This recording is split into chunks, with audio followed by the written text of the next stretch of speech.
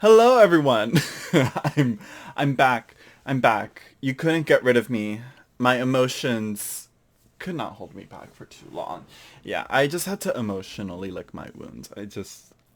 I'm like, it's just no. And I did that via consumerism. Look at all these. Nope, wrong way. Look at all these books. So many fucking books. Did I? No. The lighting here is bothering me.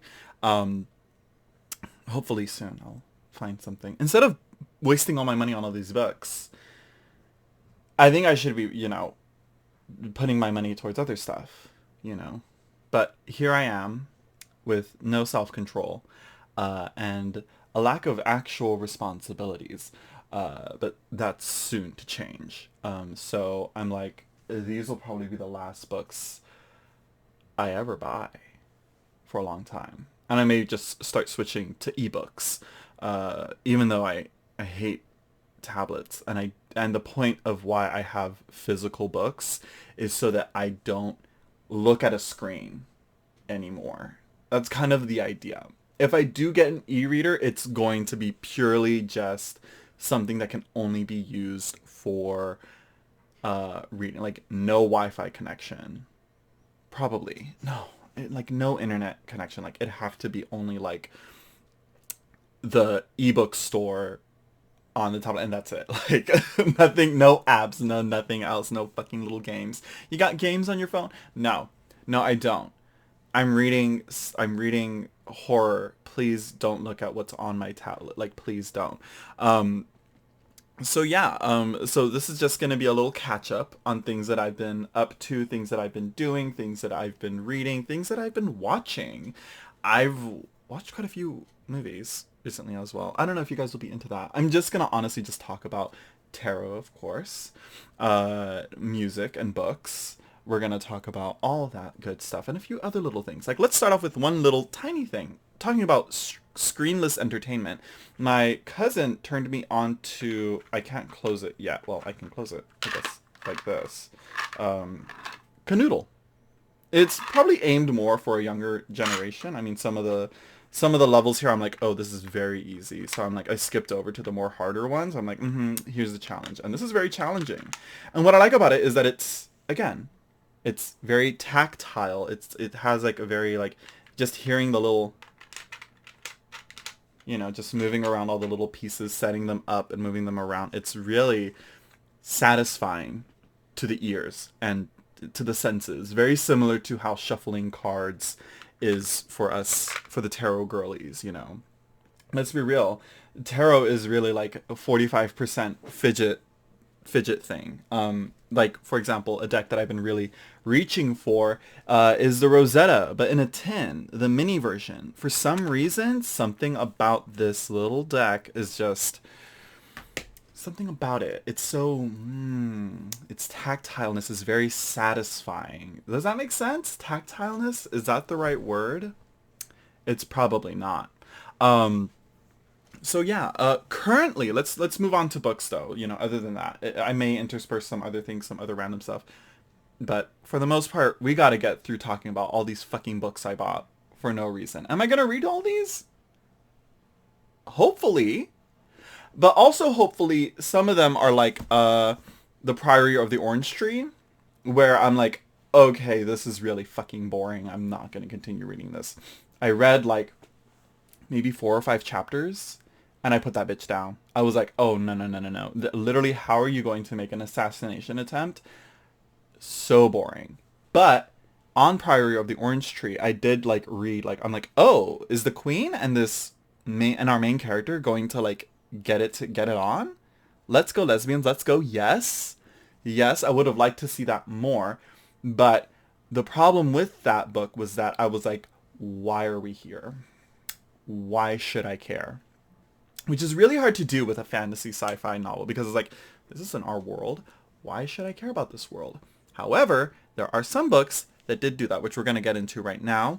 A few fantasy sci-fi novels that I was reading that I am going to pick up. I'll probably get them in ebook because these books are huge. These books are huge. So I went to the library like maybe a few weeks ago. I gotta return these, which is why I'm going to cover these first. I'm going to do that. I'm going to and hopefully drop these off soon. I gotta take this bookmark out of here. Bookmark from US Games. The Terror of the Golden Wheel. I believe this is the Empress, if I'm not mistaken. Or the Queen of Wands. I can't remember. This is a really good deck. I really like this deck. But anyways, this book is fucking wild. It gives us a little dash of body horror with like how intimidating and horrifying angels are.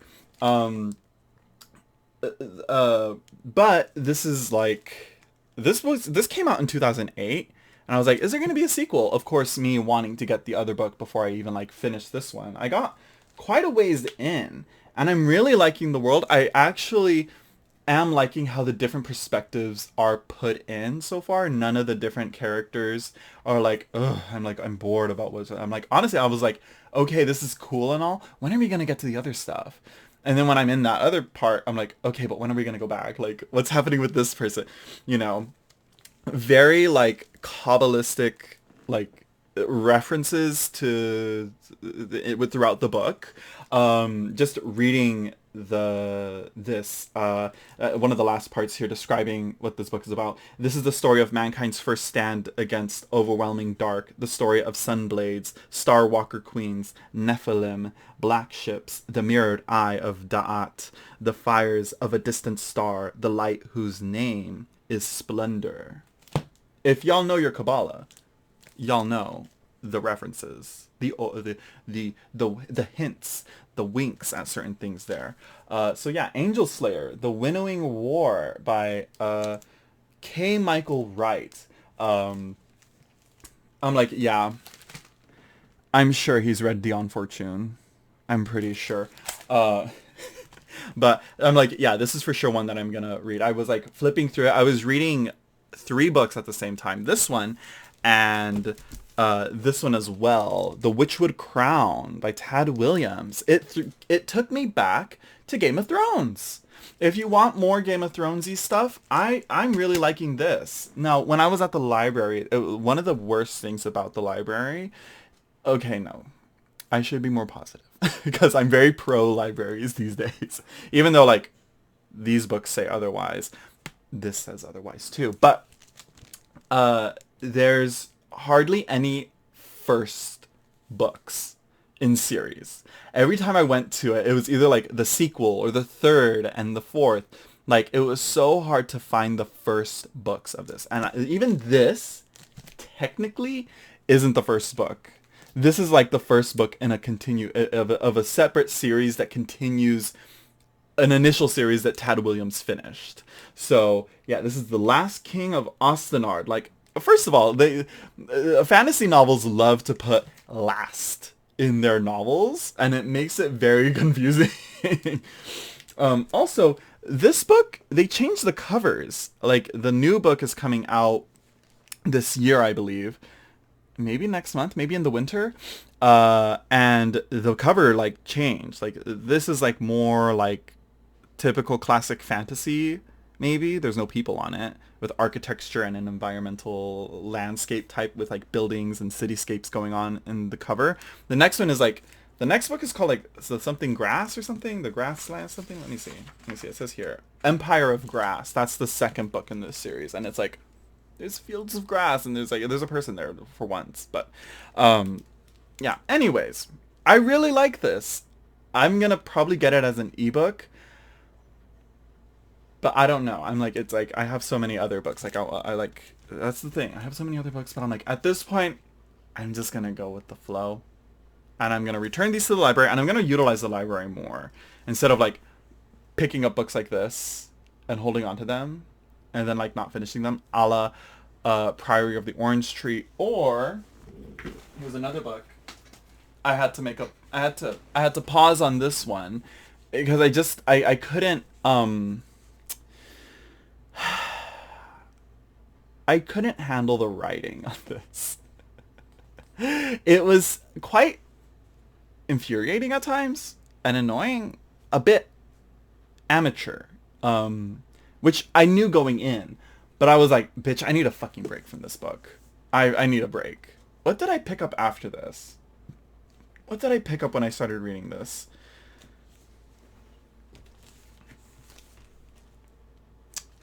I know what it was.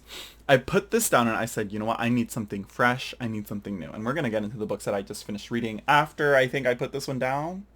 No, before I picked this one up, I finished, I don't have it with me. My cousin is borrowing it at the moment. This Thing Between Us, a horror novel about grief and the loss of a loved one, and it's like psychological possession, haunting horror, body horror. Like it's Lovecraftian. It's great, and it's a quick read. It made me cry, and it made me horrified. I was like, whoa, like I can't wait for the movie. If there's a movie coming out, I don't know. But it was good. I highly recommend it. This Thing Between Us by Gus Moreno, I believe, is the author. I don't have it with me, but you can easily find it. The cover's really cool on it. So yeah. But yeah, moving on. Moving on. Like, yeah, this, I'll probably pick it back up and read this when I can. I mean, I got pretty far into it. I can I can probably read it pretty quickly. It's not a hard read. It's just not. But I like gay werewolves. You know, is that a crime? Is that too much to ask for? A decently written gay werewolf story that's not like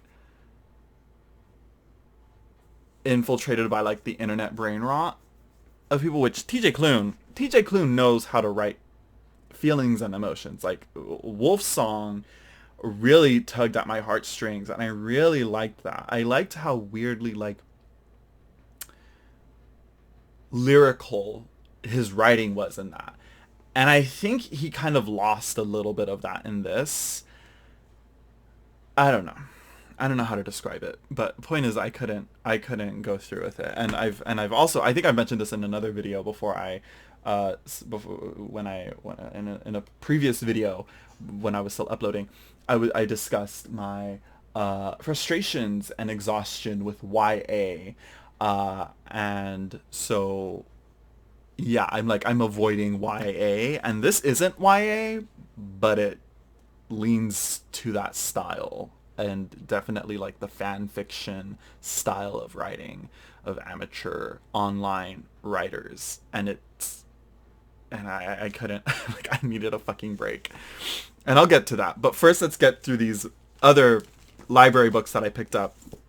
I picked up Martha Wells' Wheel of the Infinite, another one. I started, you can see where I got to here. I didn't even get through the first chapter, but I do want to continue reading it. I'm going to I need to see how overdue these books are. I think they're probably due to be returned by now. But this one, though, it's a standalone. It's small enough. I was like, okay. And I like the cover on it. Very like those Tibetan sand mandalas that they would do. I believe they're Tibetan. If that's incorrect, correct me please in the comments down below. But yeah, I like the action scenes. I like there's this like the weaving of the magic system throughout the story, and so far, just from the first few chapters, I'm like, okay, I see what we're doing here. I see what's going on. I like what's going on. I like what's happening. I don't know the main conflict so far, but we're getting there. We're getting there. But yeah, the last book that I got at the library is nonfiction. It's called But You're Still So Young. Now, this one I got pretty deep into. This one I might read a little bit more. Right now, I'm like, I take the books back right now because I feel like I'm like, oh my god, they're late. But I can't because my car has something with its emission going on. But it might just be my fuel cap. Anyways, this though, How 30-somethings Are Redefining Adulthood by Kayleen Schaefer. I'm like, I'm 28. I'm about to be 30. I feel like I've been behind on life. As anyone knows what I've been through, and anybody that's followed this channel, if you've been following this channel for this long, why? But moving on. This really, I was like, oh. Hmm. Which it kind of like, I'm like, oh, okay, so I'm kind of like, am I on the right trajectory? And it's like, no one is. But, they've got more of this. I'm like, these people went to college. And it's like, this person here is like saying, what is it? Graduating college, moving out of your parents' house, having kids. What was another one? There was like two more, I think, of like what makes an adult. And it's like, now we've kind of realized that attaining those things doesn't necessarily indicate that you are an adult. And it's like, it kind of soothes my anxieties of like, oh my God, life is passing by me so fast and I am wasting it. And it's like, and I'm like, wait, I've lived my life so cloistered and so repressed that I'm like, maybe I should just be a little bit reckless and make mistakes. Maybe. And just go for it. But that's probably not what this book is getting to, which is why I want to kind of like finish the main chapter that I'm on right now. And at least pick it up and actually have it on hand. Maybe find a paperback or get it in ebook form. I'm seriously considering an ebook now.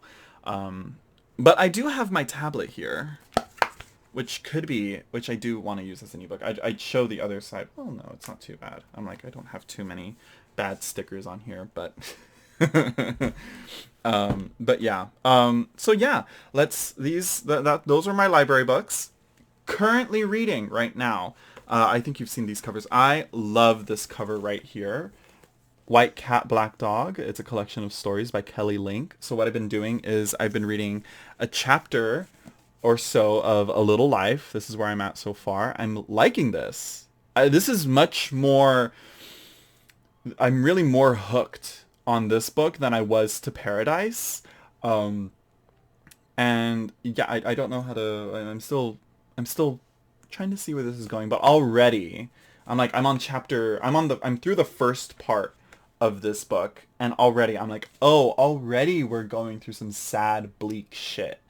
Jude is a cinnamon roll. So is Malcolm. So these are all cinnamon rolls, I believe, so far. Except maybe JB. JB is kind of annoying. But I get him. I get all of them. I like them all so far. But yeah, so far I'm really liking this. And I'm like, and there again, this is one of those books where there's like words that pop up and I'm like, I've never heard of that word before, but I kind of see what you're trying to say and I need to highlight you, but I don't want to highlight it. I don't want to highlight in my books, but I might have to. I might just start doing that. But I'm liking it so far and I'm definitely going to finish it, but I know what people have said about this book. So I'm breaking it apart with short stories here. I read a chapter or so, and then I read a few stories, because these chapters in A Little Life are fucking long. Why is she gonna make them so long? Who's telling her to make them so long? Anyways, White Cat, Black Dog. I love this cover, and the story with this book, like that scene, like it made me laugh. There's parts in this book I'm like, and then there's other books that I'm like, what the fuck? But it is like contemporary fairy tales. Like the vibe that I get from reading a Grimm's fairy tale is the same that I read with this.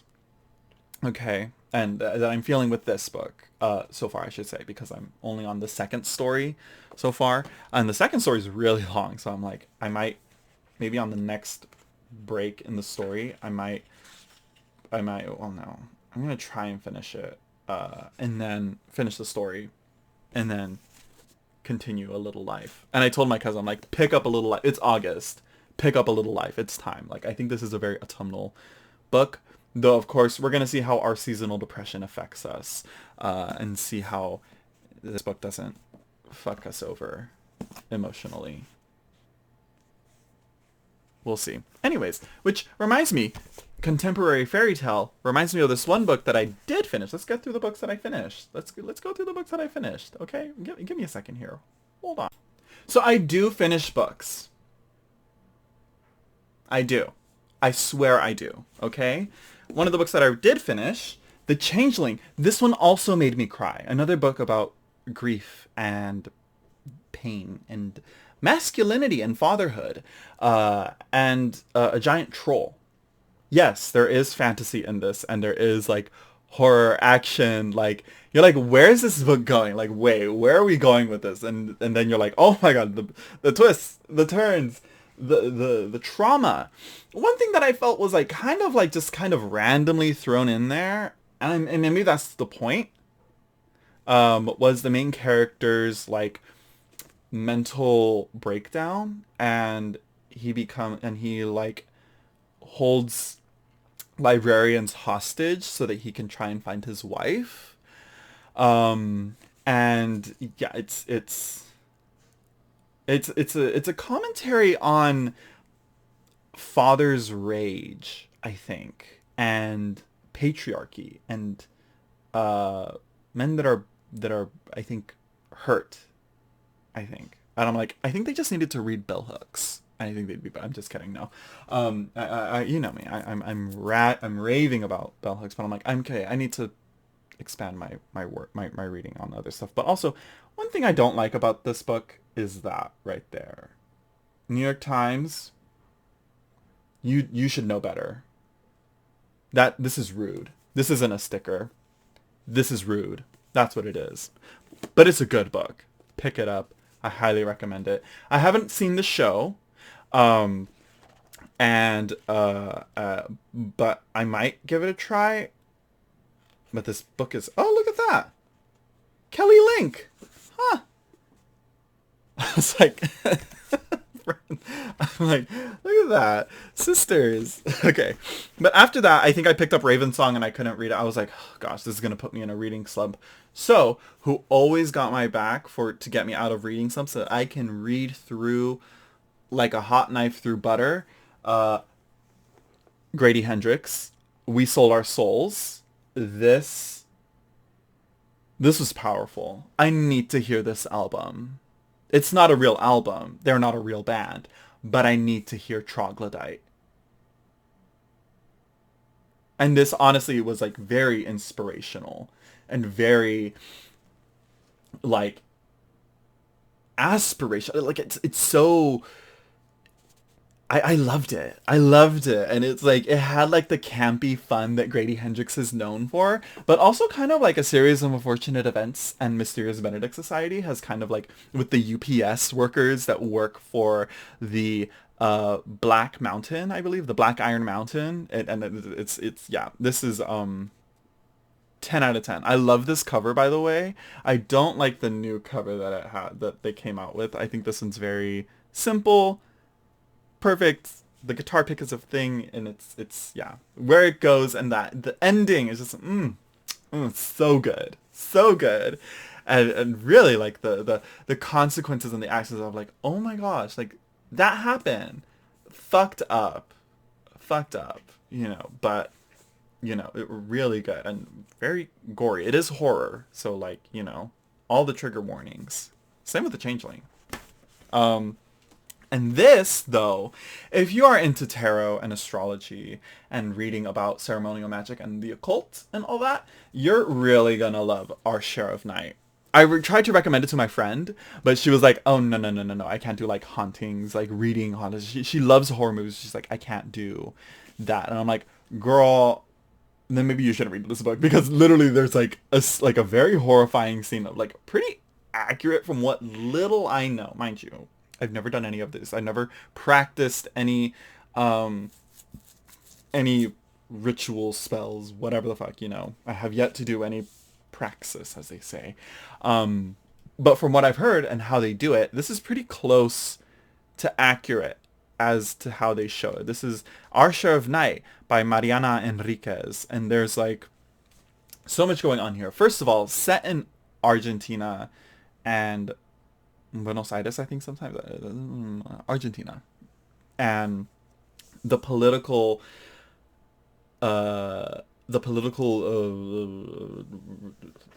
turmoil that this country went through, as well, being under a dictatorship, and all the people that died under that dictatorship. The abuse of power there is it's really like, not only that is being like horrifying,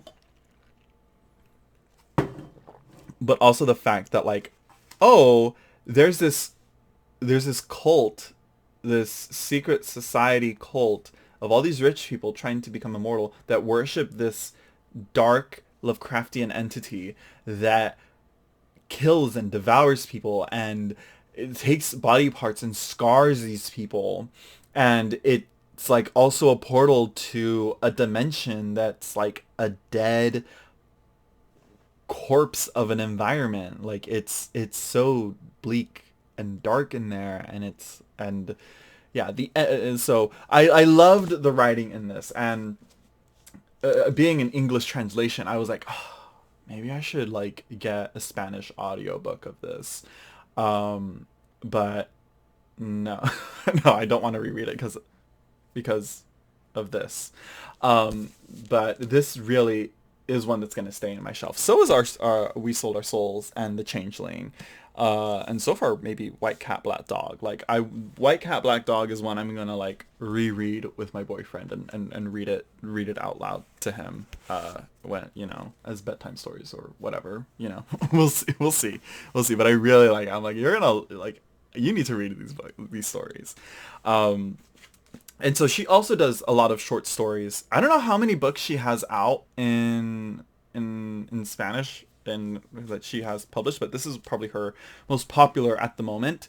And I hope to see that maybe more of her other work also gets translated. I don't know how many books she has, but it seems like she has like maybe like 4 so far in English, I think. I think she has like one called like The Dangers of Smoking in Bed, and Things We Lost in the Fire. Yeah, and The Dangers of Smoking in Bed. Those are the only 2. And she has another collection of short stories coming out. But this I really liked. It's huge. But it kept me engaged, and it kept my attention. And I wasn't asking like, why are we doing this? Wait, what? Like, no, I was like, oh, is his powers going to come out? Oh, what's going to happen to the sun? And so I read this initially to kind of compare and contrast to Hell Followed With Us, the last YA book that I'll ever read. And I wanted to compare and contrast it because the plots are very similar, of a father and a son with queer undertones, with like body horror and, you know, almost like apocalyptic kind of imagery throughout, and a powerful religious cult of chasing down this father and son. And it's and I hate to say it, but Mariana Enriquez did it better. That being said, I shouldn't compare this caliber of writing to something that is YA. But I have a theory of something that I want to check out. Why is YA, books targeted to teenagers and young adults, written that way? And then there's children's novels that are written beautifully. Like I've been rereading Inkheart, reading a few chapters here and there to my nephew at bedtime, and I'm like, damn, this is like directed to kids, and this is very beautifully written. So, you know, and my nephew is like loving it so far, but and every time he's like, are you gonna read me a chapter? I'm so tired, Jaden. Like, don't tell me to. You know. But anyways, so yeah, I really like this. This is gonna be one I'm gonna keep, and I'm gonna try if I avoid short story collections because I was like, I just want more. But I've come to realize like maybe that's not necessarily a good idea. I should maybe enjoy the smaller things in life, you know. Because if it's too big to enjoy, like again, Priory of the Orange Tree, that thing was huge, and I was like, okay, we're gonna have something here. Something's gonna have, no. This book is like, what is it, 600? 800? How long? How big were you? I don't know how long it took me to read this, but it's like, I think maybe a few weeks. 600 pages? Yeah, 588 pages. So yeah, I would hope to see maybe a sequel in this universe, because I really liked it. I really would like to see where this goes. But I doubt Mariana is going to do that. So, you know, if not, fine. Fine. I'll be happy with that. I'll be happy with this. I would like to see like an HBO Max series. I think and I need you I need to also like reiterate, as much as I recommend this book, it is dark. Again, trigger warning, trigger warning, trigger warning to like child abuse and murder. All that. But there is, what I do like is good representation of queerness in these books. Like, I liked it. I liked it. Of course, in a time and climate that is very, very, very homophobic, it's still there, and like there's still care and love at some points in this book. It's very I think this book needs a class on it. Like, it needs a class. And also, she did a pretty accurate job of like, there's a scene where Gaspar, the main character pretty much, or well, the main focus of the story of the book, he asks his dad like, "What are you reading?" Like he has all these like occult books of but like some like Eliphas Levi, and I'm pretty sure Dion Fortune was probably in there as well. No, I think at the time Dion Fortune was probably writing during this time. The order is supposed to be like a spin-off of the Hermetic Order of the Golden Dawn. And so hold on, I think my dad might be calling me. Hold on. Okay, yeah, he was just asking about a check that I had to make for him. But anyways, moving on. So yeah, I really loved this book. I think this is like, I think I would put it up there with House of the Scorpion. House of the Scorpion was pretty formative for me as a kid reading that, and due to its like representation of a Mexican child in a post-apocalyptic world, but like it's a character of like a Mexican main character. I'm like, I love that. Love that. And here, although not Mexican, but you know, South American, German? No, Swedish. Swedish, South American. No. Now that I think about it, wait, was this a white character? Oh my god. Gaspar was fucking white. Ew. I'm just kidding. I'm joking. But yeah, this is really good. Pick it up. If you can handle really fucked up horror and abuse, give it a try. Mercedes is a bitch, and she got what she deserved. I think I would have liked to see her really get her ass handed to her. The dad kind of does that to her in one scene, but no, I needed to see that bitch drawn and quartered. She's a monster. Like, pure evil. Like, pure evil. Evil. Yeah. And I would love to see who would bring that character to life on screen. Like, who would play her? Who would play her? I think a Skarsgård should also play the dad and the son. Maybe. We'll see. Very good characters in here. I was like, fuck, this is good. So yeah, I highly recommend. If you guys were like, would always see it and you're like, maybe pick this one up.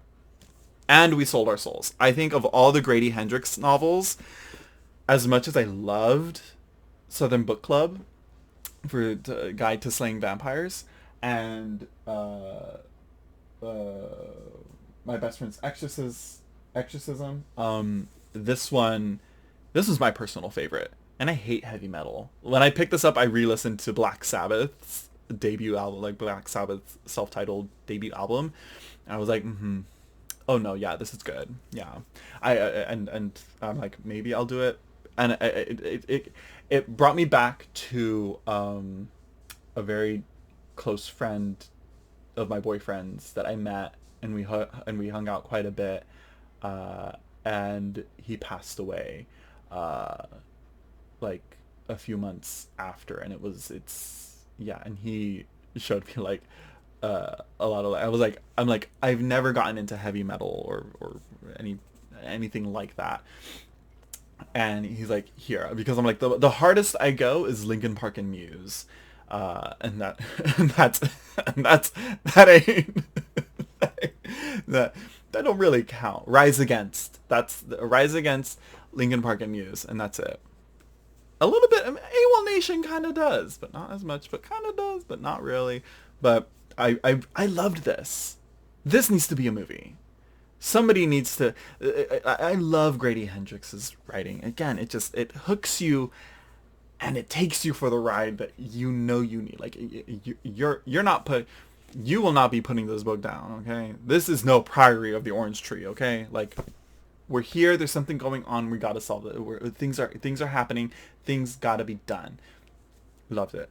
Also, there's a scene with this book that's like, the what's it called? Last Days by Neville. He's the guy that wrote the Ritual, which was a Netflix movie which I really loved. But I don't know if I'll read the book. I read Last Days, and I like didn't like it enough to keep it on my shelf, so I moved it along. But there's like demons in this book that are like very similar to the Saints of Filth. I was like, the Saints of Filth, what y'all doing here? But I still like them because they're what are they called? The special ones. That's what they're called. Like horrifying, disgusting creatures that like I'm like, oh, emaciated, horrifying demons. Okay, so now that we're through with all the books that I read, the few books that I read, the small little chips into the mountain that I've accumulated for myself, let's get into books that I got. I'm pretty sure I showed you, I don't know if you guys can see that Slewfoot right there, but we'll see. Yeah. Let me put some of this stuff away, and we'll continue. This probably going to be like an hour-long video. Okay, so to start off with, I have some horror novels. I don't think I've shared these on here. If I did, hi. Well, reminder. We're gonna start clean here. This is Hellfire by John Saul. I loved the cover on this. This beautifully horrifying, fiery ghost woman. Just and the mass market paperback. I got this for cheap. Don't trust. Like I'm starting to go to the thrift stores. No more Barnes and Noble for me. But it says here, pity the dead. For 100 years the old mill had stood silent, its dread secrets locked away and barred from view. Still the people of Westover, Massachusetts remember and whisper of that fateful day when horrifying flames claimed 11 innocent lives. The day the mill's iron door slammed shut forever. Pray for the living. Now Westover is a sleepy town tucked away beyond the interstate, but all but forgotten. Now the last of the once powerful Sturgis family dreams of reopening the mill. Now Philip Sturgis is about to unlock the doors to the past and unleash an elemental fury. For beyond those doors, padlocked for so many years, deep within the dark abandoned building, a terrible vengeance waits, a vengeance conceived in hellfire. I'm like, I was sold. Also, it was like, I got it at this, what's it called? Discovery Shop, I believe is what it's called. And the proceeds of that go to cancer research and like all that, like for, it's about the donations to help fighting cancer. In what ways? I'm not 100% sure. Don't come at me. I don't know. Y'all probably can know more about it, but point is, I only paid like what, $1 for it? Come on. And I just, again, for cool, classic horror novel cover. I've been really liking classic, like vintage art covers on these. Like this one, and also these two here, by Robert McCammon. Robert R. McCammon. Blue World and Mine. This one sounds intense. This sounds really intense. When it comes to children, it's really intense. So yeah, I mean, like, I can't wait. And also, the cover is just so, I mean, first of all, the bright red with like the children's cover with the eye poking through, and then, like, come on, like, this is like, they just don't make them like they used to anymore. No, they still do. Horror covers can sometimes, horror books can still make pretty good covers. So yeah, those were other ones. This one's a collection of short stories. This one's about a baby that someone wants to steal a baby. So yeah, kind of, oh gosh, I can't remember what the movie's called, but it based on a true story of a woman that pretty much like breaks into a woman's house and does into a pregnant woman's house and does some horrific things to her to get her baby. People are crazy. Which reminds me, one of the movies that I just watched recently was The First Omen, and that was like, oh my god. When it comes to satanic imagery, evil, unholy imagery, that is what I want from a horror movie. Demon possession movies just don't do it like that no more. Mind you, it was pretty like at the expense of a woman and women in general. But I'm like, you know what? I guess you could look into the discussion of like how that is, how misogyny and patriarchy has kind of and the church has utilized women's bodies in a way. Um, so yeah, I liked it. I want more movies like The First Omen, maybe with a little bit better writing on some parts, because as it being a part of a franchise, they kind of franchised. There were scenes that I was like, this is some Marvel Disney shit, and I don't like it. They're like, it's your hold on. You kind of interrupted this beautiful movie for a horror film. I thought some of the horrific imagery in there. There's a lot of body horror that I was like, bitch. I was like, what's his name? Tommy? Danny. I was like Danny in The Shining. On my little tricycle watching this, like, you know. Anyways, this is a book that I also picked up here. Geek Love. I was like, why is this in the Discovery Shop? Again, I love it. I'm like, this Discovery Shop where there's like a lot of Christian shit and a lot of like wholesome stuff there that people donate, and like probably, I believe, from past people who have passed away due to cancer. I think they donate their stuff to this shop. I don't know.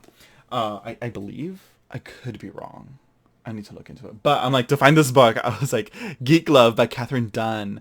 And I was like, what the fuck? Like, I'm like, apparently, I believe this book was like, is one of the more like fucked up books. Like, again, it's about a woman that like ingests, she ingests drugs, insecticides, arsenic, radioisotopes, anything to make her babies more special.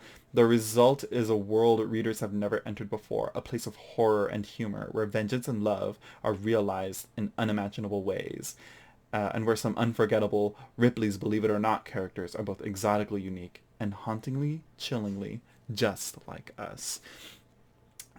I'm like, it's giving it's giving the lost season of American Horror Story. Remember? Right? Wasn't there a fourth season? Or was there? I don't think there was. Maybe there was? There wasn't a fourth season. There was. I'm just being stupid. Okay. This one, I don't know if this is horror, but this is another collection of stories. Mystery Lights by Lena Valencia. Let me just read some of the story at the back of here. An influencer attempts to derail a viral TV marketing campaign with her violent cult following. A marriage between two ghost hunters is threatened when one of them loses her ability to see spirits. The lives of a famous painter in the twilight of her career and a teenage UFO enthusiast converge when a mysterious glowing orb appears in their small desert town, and a slasher-fic screenwriter looking for inspiration escapes a pack of wild dogs only to find herself locked in an SUV with a strange man beside her. From the all-too-real horror of a sexual predator on a college campus to a lost sister transformed by cave-dwelling creatures, Lena Valencia's debut story collection, Mystery Lights, grapples with terrors both familiar and fantastic. Okay, so it is horror. And I loved the cover. Beautiful cover with these stars. I missed the meteor shower that like happened, I think, a few days ago, maybe a week ago. But yeah, and then the bunny. Lots of bunny imagery in books these days. So yeah, I was like, I picked this up with this one together. I was like, we're gonna do some short stories here. Oh, along with this book here, Diavola, which is kind of reminded me, for some reason, it gave me the same vibes of The Silent Companions, and I really loved that book. And I let my sister borrow The Silent Companions, and she read through it. She's like, I need something else. And then she slowed down her being able to read, because now that school's starting, she's not going to be able to read more. I gave her Piranesi. She's not able to read it. I'm like, she's missing out. She just doesn't get it. But anyways, Silent Companions, and this, for some reason, I don't know why, but yeah, I love the cover. First of all, again, people are just eating with these covers. Diavola by Jennifer Thorne, and it's about like like, first of all, girl isn't really and does that fucking hates her family, going on a family vacation at this like let's see, in a remote villa in tiny Montepresso. Seems like a perfect place to endure so much family togetherness until things start going off the rails. The strange noises at night, the unsettling warnings from the local villagers, and the dark, violent past of the villa itself. So I'm like, I'm like, I'm ready to see the family dynamics. I'm ready to see what horrors happen here. I'm ready. I'm ready. Let's see. Okay, and so speaking of Neville, I mentioned him before, a few minutes ago. The Reddening. This is the guy that wrote The Ritual and Last Days. And I started reading this. I'm like, okay. First of all, my alchemical tinglings, the reddening, the alchemical state of the reddening. But not like alchemy is not what this book is about. This is about more, I think, like primordial, prehistoric horror is what this book is about. And so far, yeah, it's pretty scary. If I were so far in this situation, I'd be like, yeah, I'm just gonna sit down. You can just do it. Yeah, you know. And then of course, the Final Girl Support Group by Grady Hendrix. Again, I have this on lock at the ready in case I go through another reading slump. I read the first like chapter, I think, and I was like, okay, we got a good. I'm like, yeah, Grady Hendrix is doing his thing. He's still doing it. I can't wait for him to come out with another book. Where's the next one, Grady? Where is the next book? Even though I have this on the ready and I can read it, but I'm like, I need to make sure you're still working on it. Where's the sequels? I need a Horror Store sequel, please. And thank you. Even though I wasn't a big fan of Horror Store, I want a sequel to it. So yeah, the Final Girl Support Group, again, it's about Final Girls, classic Final Girls from that are like all in this one, I guess, in a universe, in their own universe, which again, I wonder if he's gonna do a Stephen King multiverse with his books, because he did say that Best Friend's Exorcism and Southern Book Club is set in the same universe, but we'll see. So yeah, I'm like, again, it's on the ready in case I go through another reading slump. And I also have this from a Mexican author, Gerardo Samano Cordova. There we go. I'm throwing in that accent. Monstrilio, which is about a woman who loses her child, and she decides to do like a sort of Frankenstein type thing where she cuts out a piece of his lung, and that piece becomes Monstrilio. Literally, like, it starts off that way. Like, that's the start of the story. And I'm like, oh my god, what? And then like the dad, and then her husband, boyfriend, baby daddy walks in, and he's like, what the fuck did you just do? So yeah, so that's what's going on for me in horror, what I have at the ready. And so let's get into some fiction or sci-fi fan. Let's see. We'll do sci-fi fantasy. Oh right, and then also this right here. You're not. Or Slewfoot. I'm like, wouldst thou like to live deliciously? I kind of got that vibe from this by Bram Slewfoot, and I love the mix of art with the book, but I think he could have done a little better job of intermingling the art, especially nowadays with books like, I think Aragon and Harry Potter and even Game of Thrones are now being fully illustrated and being beautifully produced. Like, I think he could do a little bit better than, like, color plates, in the middle. Even though these are beautiful and kind of weird, I'm like, I wonder if these are characters. This character here, Samson. Listen, like, as a Christian, I shouldn't, but like,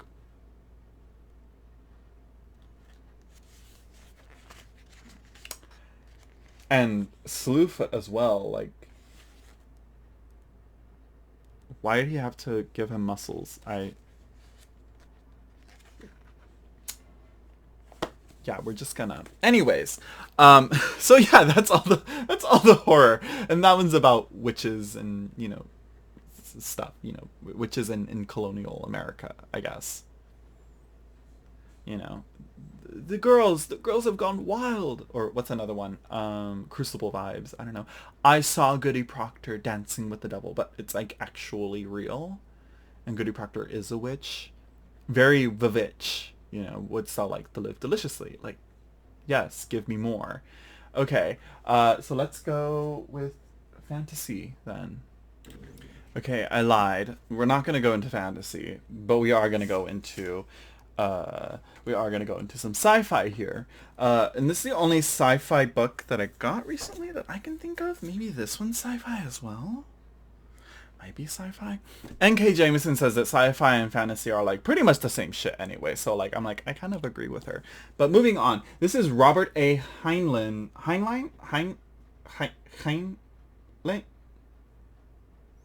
A Stranger in a Strange Land. First of all, this covers the serve. Like, again, these and so this was apparently again the original uncut version of the best-selling classic. I don't know how much I paid for this, but I do want to like back it. What was that noise? I hope that wasn't my washing machine. Anyways, so it says here, here at last is the complete uncut version of Heinlein's all-time masterpiece, the brilliant novel that grew from a cult favorite to a bestseller to a classic in a few short years. It is the story of Valentine Michael Smith, the man from Mars who taught humankind grokking and water sharing and love. So I'm like, let's see. I'll have to see what I know what it's about. But I kind of like read like kind of like the intro to it, and he also wrote a lot. He wrote though one of the more he's more famous for is Starship Troopers, which is a movie which again cult following, but he wrote quite a bit. Yeah, he'd be writing. It's surprising how much people write. I'm like, why can't I get on that ball? Hopefully I will, and I don't waste any more time. I just get on it and I just start writing. But anyways, it sounded interesting. And the cover intrigued me, and I've heard of it before, but I don't know if it's like problematic. It's like last thing I need is to be like, oh, turns out I got like an fucking Ayn Rand, Like, don't come at me with no fucking recommendation by Ayn Rand. No. First of all, book about architect. Like, please make it more boring. Also, please have some ass backwards philosophy. Please. Anyways, that's just my commentary on there. Moving on. This is another one of those books that I got at the Discovery shop. Ringworld, by Larry Niven, the legendary award-winning classic, which again I don't know where.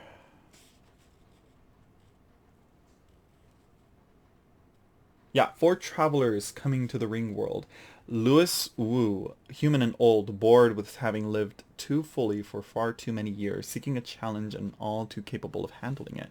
Nessus, a trembling coward, a puppeteer with a built-in survival pattern of non-violence, except that this particular puppeteer is insane.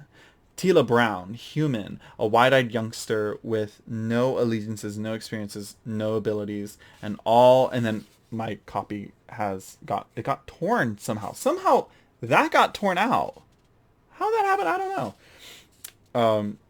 Speaker to animals, Kizin, large, orange-furred and carnivorous, and one of the most savage life forms known in the galaxy. Why did these disparate individuals come together? How could they possibly function together? And where in the name of anything sane were they headed? We're gonna see. We're gonna see where this goes. We're gonna see how this reads. First of all, cool cover. And yeah, anyways. So I believe this is sci-fi. Moving on. Next, I believe this is I think I got this from a little store here called Bookhounds. They have an eBay store. So if you want to support them, you want to support a little bookshop from via eBay, they have tons of good books. But you know, it varies. But this is an interesting one that I saw. Archangel. And so this is a story about a woman that's supposed to be married off to this archangel, or to this angel that's supposed to then become the archangel. It gets weird. So it says here, and so it came to pass, through science, faith, and force of will, the harmonics carved out for themselves a society that they conceived of as perfect, diverse peoples held together by respect for each other, and the prospect of swift punishment if they disobeyed their laws. Fertile lands that embraced a variety of climates and seasons. Angels to guard the mortals, and mystics to guard the forbidden knowledge. Jehovah to watch over them all. Generations later, the armed starship Jehovah still looms over the planet of Samaria, programmed to unleash its arsenal if peace is not sustained. But an age of corruption has come to the land, threatening that peace and placing the Sumerians in grave danger. Their only hope lies in the crowning of a new archangel. The oracles have chosen this honor the angel named Gabriel, and further decrees that he must first wed a mortal woman named Rachel. First of all, basic ass name Rachel. I'm just kidding. Rachel, I believe, is biblical, but what it means, I have no idea. It is his destiny and hers, and Gabriel is certain that she will greet the news of her betrothal with enthusiasm and a devotion to duty equal to his own. Rachel, however, has other ideas. I'm like, I hope she girl bosses, I hope she gaslights, and I hope she gatekeeps. You know, I know for a fact she's gonna take down that starship. And maybe I'm just like getting my hopes up. I don't know. We're gonna see. Maybe, you know. Then this is a book that my nephew got, and he's like, oh, you should read it. And like, I'm like, Jaden, I have so many other books, I don't, you know. And he's like, here. And I picked it up, and I have it, and I showed it to my boyfriend because he's into like Dungeons and Dragons and stuff like that. So this is Pathfinder Tales: The Winter Witch by Elaine Cunningham. So this is like a fantasy adventures set in the world of Pathfinder, and this is only just one of them. It's like a one-off spin-off story, and I was looking through the back, and I was like, oh, the one I really want is the one I really want to read is this one.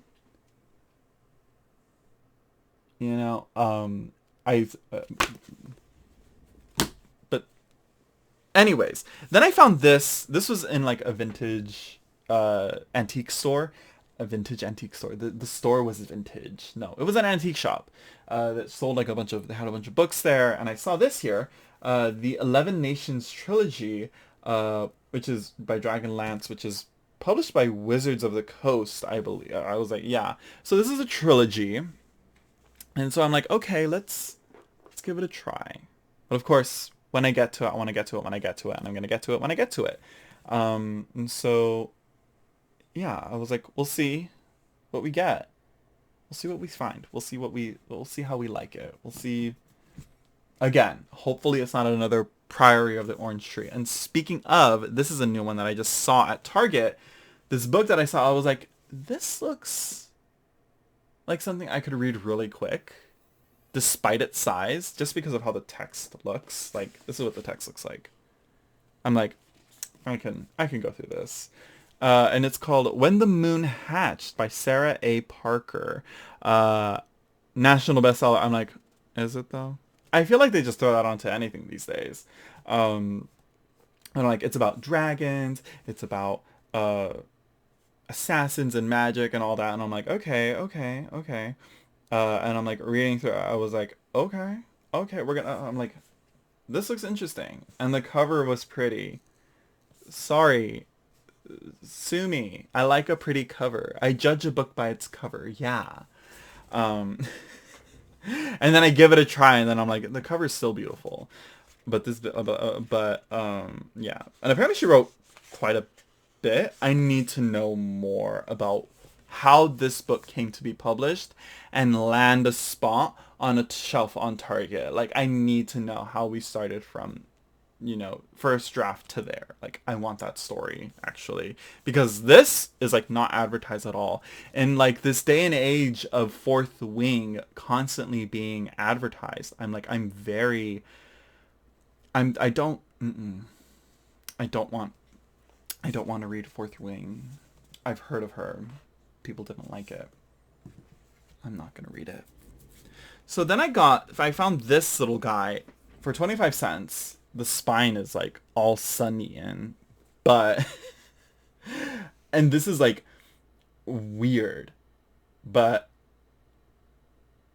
I mean, how could I not? Pierce Anthony's God of Tarot. It's kind of giving Hyperion vibes. And he has his own major arcana system in there. It's like 30 some cards. Oh, sorry for the yawn. Yeah, and it's like, and he has his own deck, but I don't know if we're gonna see what this deck looks like. I wonder if he even drew or if he had the deck drawn. This book came out in 1979, I believe. It looks like 1979, 1980, around there. And yeah, we're gonna see. And apparently, like, each chapter kind of has the overarching theme of each major arcana card in his tarot. We'll have to see. Ooh. Sorry for all the yawns. And then I read this real quick.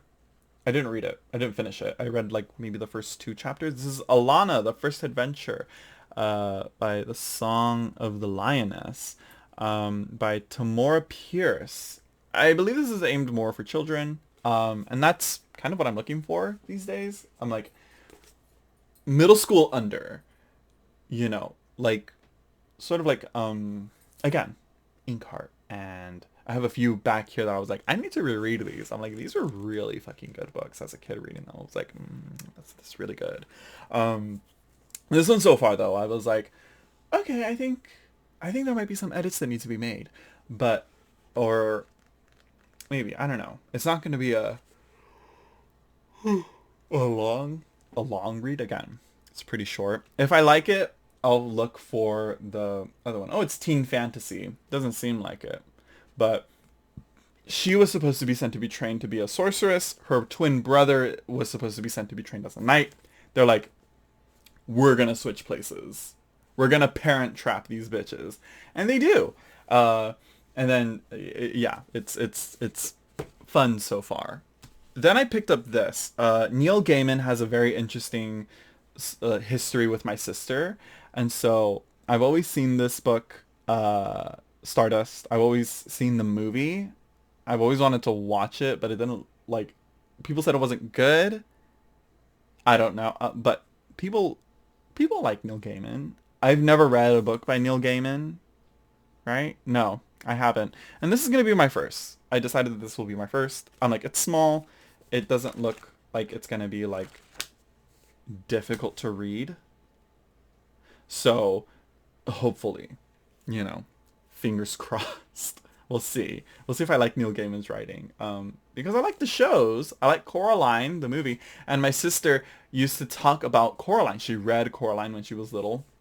And she would tell her friends and, like, cousins. And they'd be like, that's not a real book. I don't think that's a real book. That doesn't sound real. Like, they gaslit her into thinking that she made up this book. And that she imagined and then the movie came out and she was so pissed and vindicated. So yeah.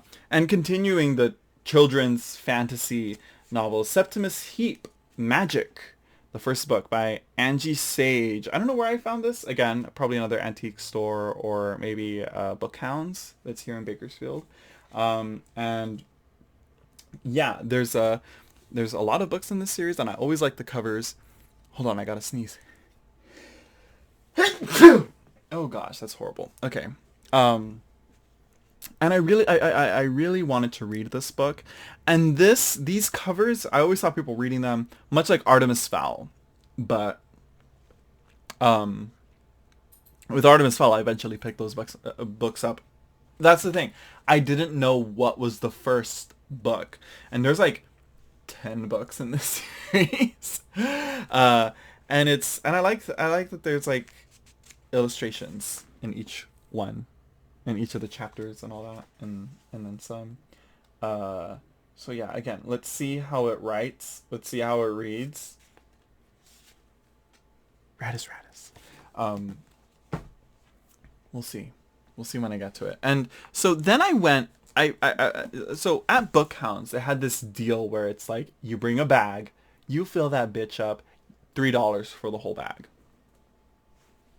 It's a steal. And so I don't know if I got both of these on that. I think I did. I think I threw both of these into it, and I was like, oh, I've never heard of this author, and this is like the only book that was translated of his by in English. It's very like underground.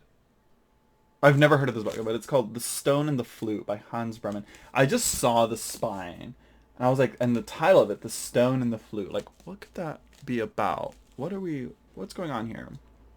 Okay, so I'm gonna read. I'm gonna read it to you. Okay. One day, the people of Fraglund invite a renowned lawgiver and judge called the Great Roarer to come into their country and take over as chieftain. His rule is a success until his young son, Listener, abjuring the fierceness of his father, goes to the aid of a dying enemy on the battlefield. Listener fails to save the man, but is given a splendid stone as a dying gift, a stone whose magnificent power he does not yet appreciate. This, then, is the beginning of Listener's tremendous journeyings through the lands around Fraglund, for no longer wishing to follow his father's warlike ways, he sets off in search of his famous grandfather, the gentle fluter, a man he has never met, but whose reputation he reveres. It is a journey that will take him many years to complete, even after the fluter himself has died and left the young man his magic instrument. For Listener has much to learn and much to experience before he too can pass on the flute. Fate has indeed smiled on Listener. He has inherited a mysterious stone and a magic flute, but he is not content with these gifts. He wants more. His first mistake is to fall victim to the wiles of the temptress Gisa, mistress of the great estate of Barlebog, which she rules with the aid of a vicious pack of werewolves. Oh, there's werewolves in that. You see, how did I miss that? It's because I've been like picking up so many other books, and this book has been like sitting on the shelf, and I read it. I'm like, But werewolves, I'm like, oh, there's werewolves in here? Okay. Let's see. Later, he falls in love with the beautiful Narzia. I guess straight people have to have it all. And willingly takes on the 3 tasks she sets him, too innocent to understand what she really wants. Finally, a marvelous climax to the narrative. He is welcomed into an afterlife after he dies, striking down the Grey One, a character who has haunted him ominously throughout his life. The Stone and the Flute is a magnificent fantasy novel, rich in characters, teeming with events, and inventive in dialogue as it unfolds the story of Listener's life. There are many byways with splendid little stories of their own that lead away from the gripping central narrative, and the whole work adds up to something with the proper resonance of myth-making. Hans Bremen was born in 1992. He is a professor of the University's German department. He published several novels under a pseudonym in 1960s, and in 1983, The Stone and the Flute, Stein und Flote. I don't speak German. Lady Knight of Avalon, fix it. Was published under his own name in Germany, where it was an immediate success. And I just loved the cover design on it. Like, again, I think it's fitting. I love it. Same with this one. I like this classic cover here of the wings of a falcon. This has been republished under a new cover, a new marketing, stuff like that. Just look up Cynthia Voigt and you'll see it. You'll see them. But I'm kind of looking for the books in their original, but if not, I'll just read this one. And if I like it, I'll read the other books. This is apparently the 3rd of the books that are set in, what's it called?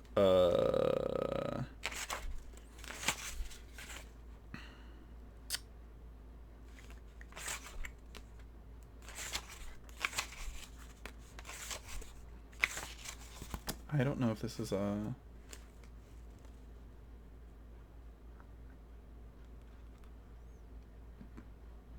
Yeah, here we go. The Wings of a Falcon is a third book in a loosely connected series that began with Jackaroo and continues on Fortune's Wheel.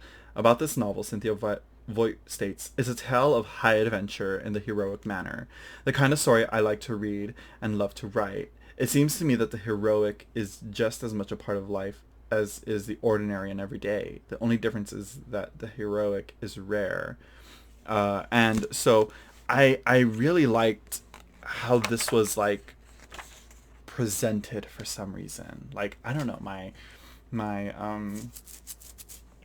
my it's like the commentary on young boys growing up, kind of. Something about that, let me just say here. He was always special. Even when he first came to the island as a young child, he stood out. No matter how many beatings he had to endure, or horrors he had to witness, he would not bend. The Damal's cruelty could not corrupt him. Griff watched him and admired him, because Griff was always different. He'd learned to keep down and out of sight, to bow in the face of force. The two boys became friends and helpmates, and when the chance came, the two of them took flight away from the terrors of the Damal's island. Which I was like, sure, they're just friends. Cynthia Voigt, are you going to go there? Will she go there? I doubt it, but what if? Moving on. When they escaped, they took with them the Damal's greatest treasure, the beryl, a green gemstone engraved with a falcon, its wings unfolding. Armed with the falcon stone, the boy needed only one more thing to begin his journey. A name. Mm. Mm. Mm. Mm. I'm like, oh. Ooh. Ooh, yes. And reading the descriptions of the other books, it doesn't seem like they're super highly connected to where you need to read the other books. Like, they're loosely connected. But yeah, we'll see when I get to them. If and when I get to them. You see what y'all saw. I showed you all what's on my shelves, and look, we're still not done. We are still not done. The next one that I have here, this one is apparently a difficult read. And maybe I should have done this. I should have done as a library book, probably first, and then try and see what this is. Shadow and Claw by Gene Wolfe, just to get it. But it's called, but it's a combo of the first two books in this series. The first half of the book of the New Sun, which is Shadow, what's it called? Shadow of the Torturer and the Claw of the Conciliator. So the first book is the Shadow of the Torturer, and the second book is Claw of the Conciliator. And so they say that this is like a very like, it's a very heavy book to read. So again, I may approach this book like I am A Little Life. And mind you, A Little Life is not difficult to read. Like, I'm not like having to go back and reread a sentence because I'm like, wait, what the hell did I just read? No, it's nothing like that. Like what are these words you're saying? Where A Little Life is more like emotionally probably going to be difficult to get through, this is probably going to be more so like homework to read, which I fear. Hopefully it grips me enough to where I can like read through it and I can enjoy it to some point and enjoy the heavy meal that is what this book is. And it's not a huge book, like I said. Like, it is 2 books. So, I mean, if I finish Shadow of the Torturer and I like it, which is only 260 books with the appendix for Shadow of the Torturer, I'm like, we'll see. We'll see how I go if I get through like the first few chapters. We're gonna give it a try. We can give it a try. And if not, maybe I'll look for maybe some YouTube channel, maybe some video where somebody went through chapter by chapter and like discusses it. That's what I like. I really liked Danica.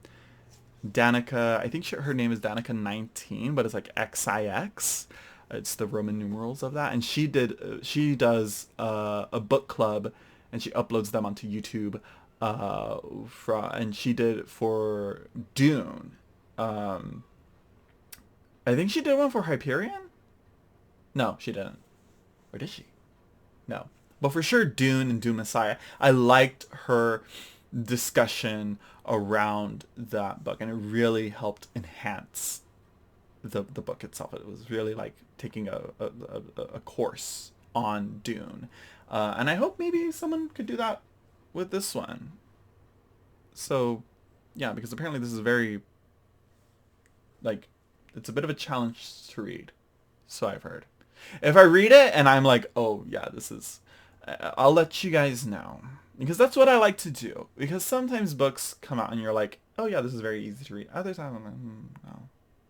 You know, like it's like, It's like you can have a difficult book to read, but still be good. Like, The Wizard of Earthsea. Reading that book, oh my god, those sentences are almost like paragraphs long, but so beautiful to read. Like, I would love to go back through Wizard of Earthsea and break down what Ursula K. Le Guin wrote in that. Also, I started like finding certain lines in books that I like really like and that help evoke a feeling and describe a feeling perfectly that I feel or that I'm going through or experiencing, and I like to highlight them or like take a picture of them and send it to my boyfriend and all that. I'm like, it's I'm like, it's one of the things that I like to do. And maybe I'll no, that's too much work. I was like, maybe I'll share some quotes from books that I really liked on there. But the thing is, I don't like underlining or highlighting in my books. So we'll see. But anyways, let's continue on to the next books that I want to read. We're almost done, I swear. And also, I think this is like more a more take your take your time and listen to it in the background type of video. You don't have to watch this. Maybe put it more in podcast format. You know, I don't know. I don't know who likes to listen to me ramble, but if you do, you're a real one. You know, you've followed me this long. Hello, hi, welcome back. So yeah, going on. These are more now miscellaneous. Some classics, fiction. This is not nonfiction. So let's start with one that my cousin told me to read or recommended to me because I avoid these types of books like The Plague. But the concept here, I was like, okay, this sounds like a little bit of fun. I don't know, maybe I'll rant about it and hate on it, but it still sounds like fun. It sounds cute. It sounds fun. Okay. And so this is The Unhoneymooners, which I think recently I saw another book that's like unmarriage or something, similar to this, The Unhoneymooners by Christina Lauren. And so the setup and all that, how it all plays out, I'm like, how's my friend, how my friend? Well, she is my friend because she's my cousin, but she's my friend. She's like my favorite cousin. I can pick favorites. I do it all the time. Actually, no, I don't. I hate picking favorites. Well, with inanimate objects, but with people, I do. I'll save that for my therapist. So, The Unhoneymooners, which again, I'm not gonna read it out because this video's already getting long. But again, wedding goes awry. Everybody gets food poisoning except the best man and the maid of honor, and so they go on to the honeymoon because they already paid for it. They're like, we're not gonna waste it. You guys go. They go to the trip. They fall in love, and that's the whole thing. I think there's something about them, the bride and the groom being like exes to this couple. I can't remember. Maybe that was a different story and I'm just confusing them now. But we'll see when I pick it up again. There's just some books that you see it, you're like, oh, I'm probably going to eat through this like really quick, you know? And then there's other books like, again, Shadow and Claw or Stranger in a Strange Land. I'm looking at those. I'm like, it's going to take me a minute to get through that. Or Our Share of Night. I read through that at a good, decent pace, but it still like was like a bit of like, I'm not gonna like, this is not gonna be a quick read, you know? So yeah.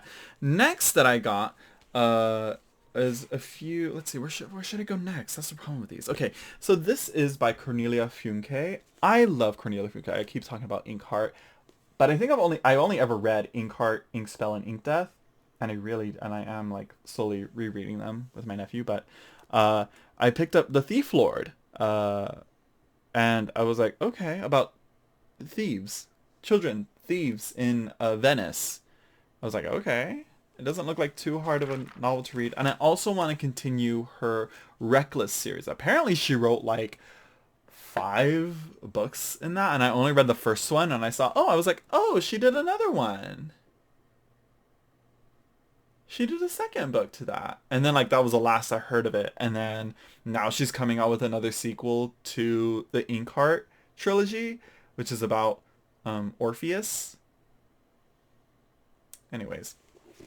So yeah, again, trying to give children's literature a better chance, because I'm like, in this day and age of YA being so bad, I'm like, how can books like, again, Wizard of Earthsea, is Wizard of Earthsea advertised to young readers? Because it's a pretty like heavy book to like reading it. I was like, holy shit, this is like, I'm like reading. I was like, what? Are kids supposed to read this? Because I'm like, series of unfortunate events, like those books get pretty big. But we'll see. I'm like, I don't know. Anyways, then I picked up these 2 books. I don't know how much my sister paid for them, but I know it wasn't a lot. But these are throwbacks to my childhood. Sharon Creech, she's my Donna Tartt. I would say. This is Walk Two Moons. I remember having to read this in 5th grade, and I was like, oh, this is very like the drama, the scandal, and again, classic cover. They've been republished and given new covers, but this is just, again, it takes me back. It takes me back.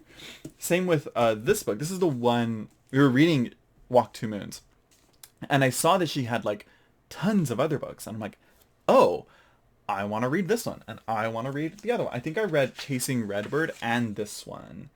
Yeah, Chasing Redbird. And that's what the book was called. But this one, The Wanderer, I really liked this one. I enjoyed reading it when I was little, when I was in 5th grade. So I'm going to give these books another try. We're going to see if maybe nostalgia has clouded my judgment on how good or bad these books are. And also, like, I'm like, again, directed towards children, maybe middle school younger, maybe 4th to middle school. I think that's the age range. So yeah. Moving on. Then I picked up a classic, The Master and Margarita by Mikhail Bulgakov. And it's about the devil. So yeah, that's why I got it. I'm like, it's Russian, classic Russian literature, and I'm like, it's one spring afternoon, the devil, trailing fire and chaos in his wake, weaves himself out of the shadows and into Moscow. Mikhail Bulgakov's fantastical, funny, and devastating satire of Soviet life combines 2 distinct yet interwoven parts.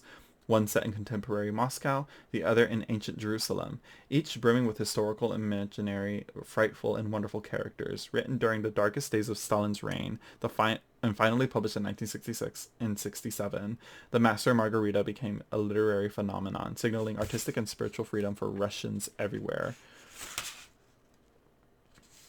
So yeah, I'm like, again, another classic. I think, I'm gonna try and give it a try. I've tried reading Dickens. I like reading Dickens, actually. And surprisingly not difficult to read, because I think that's one of the things that people get from classics, is that they're boring, they're kind of obstacle-esque in trying to read them. And it's, sometimes they're not. Like, again, I got a pretty good, decent chunk into Great Expectations. and I need to pick that up again. Same with Steinbeck's East of Eden. I was really enjoying that. I was like, holy shit, he created a female serial killer, a woman serial killer, psychopath, sociopath. Like what? Like at that time, he was ahead of the time. He was ahead of his time. He was ahead of his time. Anyways, and then I picked up, I think I've shown this on here before, the Demon Copperhead. It kind of gave me the Little Friend vibes by Donna Tartt, set in the South, and the name Demon Copperhead, it sticks with you. Same with this book here, The Poisonwood Bible by Barbara King. Again, Barbara King's lover. I got these two books. I think this was, I don't know where I found this one. I think this was one of those, like, I saw it and I threw it in the bag for $3, you know, kind of thing. And so we're gonna see. I'm gonna give her a try because I want more of that, like, adult contemporary fiction, you know. So yeah. Then I got this book at Target, and I always saw it. I always see the cover, and it seems that people always talk about it. It's one of those books I'm like, what's the hype all about? Though I haven't heard, though not like Fourth Wing. This is gonna be this is an anti-Fourth Wing channel. If you like that book, I'm sorry, you're not in a safe space here. But this is Tomorrow and Tomorrow and Tomorrow by Gabriel Zevin. Sorry if I butchered that. And yeah, this is first of all, gorgeous cover. Interesting idea. That's a theme here, and we're gonna see what makes it so good. Why is it so good? Or why is there so much hype around it? Is it even worth the hype? Should you give it a try? That's why I got this book. And it was also, like, on sale at Target. I was like, okay, we're just gonna pick it up. And then let's see. Then I picked up a few here. I read Piranesi, and so I said, okay, I liked this. But this is, she's dense, and this is a debut novel. Girl, Susanna Clarke, like, maybe cut it down by like half. Do you really need to say all this?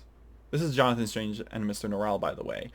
I'm like, what all do you have to say? And there's a lot of work. There's a lot of work, and there are a lot of words on these pages. Look, I'm like near the middle, and it's 500 pages. This is like nearly 1,000 pages. Yeah, this bitch is nearly 900 pages. Yeah, it's 846 pages. Listen, Susanna. I like, I don't know, but the point that I picked it up was that, oh, it sounds very similar to the same tropes or themes as one book called, I didn't read these books, but just the premise on the back of them, very similar, of Night Circus, and I think it's called Vicious by V. E. Schwab. I believe Schwab is her name. I could be wrong. I think she also wrote the books A Darker Shade of Magic. I think that's what it's called. I could be wrong, but the thing, the topics of those novels sounded very similar to this, and I liked Piranesi, so I'm gonna give this a try. We're gonna see how far I get into it. If I'm hooked, and I like it, I'll give you, because I liked her writing. Piranesi, honestly, how it was written, I'm like, is this how people read The Alchemist? You know, it sounds like that. It sounds so like Piranesi. It was like, I hope to one day think like Piranesi, you know, albeit I don't want to go through the trauma of that. But if that's what it takes, you know what? I'm ready to do it. You know, to have that, to be in that vibe and that mindset of Piranesi. Like, I think everybody would be happier. And I think the world would be a better place if everybody was more in line with his philosophy and approach and perspective on life. But yeah, we're gonna see. We're gonna see how this goes. We're gonna see how we like that. So The next few books are all books that I picked up because there's TV shows or movies coming out that I want to read the books first and then see how the show goes. Same like The Changeling. I picked that up mostly because I'm like, oh, it's gonna be a show, but I have yet to see the show. Now I'm gonna watch it. Now I have something to watch. But I've been watching a lot of, well, it is horror, but also it's on Apple Plus. Who the fuck uses Apple TV? Apple Plus? Apple TV Plus? Who uses that? Are you guys using it? I think there's too many streaming services, and now they're starting to consolidate. We're gonna have that rant in a live stream another time. By the way, live streams, they're coming back. I'm gonna get back on and do live readings again because damn, I did readings for like a few months or a month, and I got a paycheck out of that. The last month, I was like, that's right. I know that's right. So I can only imagine what I could make if I was more consistent and I didn't stop. But again, life got in the way and emotions got in my way, and I'm like, I am in no way, shape, or form ready to get that. But I'm back. Now I'm back. So moving on, this is Frederick Bachman's Beartown. This is one of the books by Frederick Bachman that I've always wanted to read. Like, when I first saw it come out, I was like, that sounds like a good story. Like, I think it's gonna make me cry. I hope it gives me hope. I hope. So we're gonna see. And also, hockey. I don't know, there's something about hockey as like a very aggressive, masculine sport, but yet, like, when you inject emotional vulnerability to it, I'm hoping I get that from this book. I doubt I will, but I hope we do. Because I really liked this one web comic called Check Please, and it's about gay hockey players. And I'm here for it. I want that. There better be a gay hockey player in here. There better be 2 gay hockey players, and they better get together. Bachman. I don't think there is. Nobody's talked about it, but yeah. Next, this is a book this is another show. My sister watched it and she's like, "Oh, you should check. Like, this is a really good show. You should watch it." And I'm like, let me look into it. Looked into it. I'm like, oh, it's a book first. I'm gonna read the book first. This is The Sympathizer, by Viet Thanh Nguyen. Oh God, I butchered that. I'm so sorry. Anyone that speaks Vietnamese, please help with how I would pronounce that name. I believe this is like kind of semi-autobiographical. No, let me see. Winner of the Pulitzer Prize in Fiction. Okay. As well as 7 other awards. The Sympathizer is one of the most acclaimed books of the 21st century, with the pace and suspense of a thriller. Okay, like, stop. Give me the tale. Okay. A sweeping epic of love and betrayal. The narrator, a communist double agent, is a man of 2 minds, a half-French, half-Vietnamese army captain who comes to America after the fall of Saigon, while building a new life with other Vietnamese refugees in Los Angeles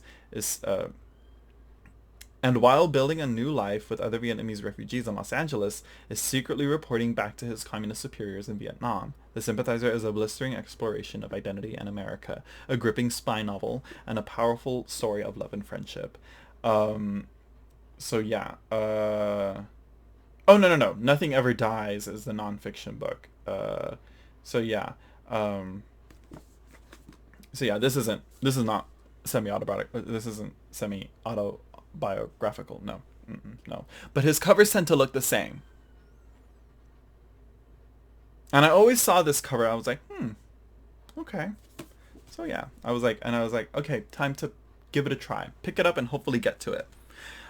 Now, this book is, me and my mom have like a special connection to this movie. And I was like, is this a book? There's some movies that are like, the vibes here are too good to be just an original movie script.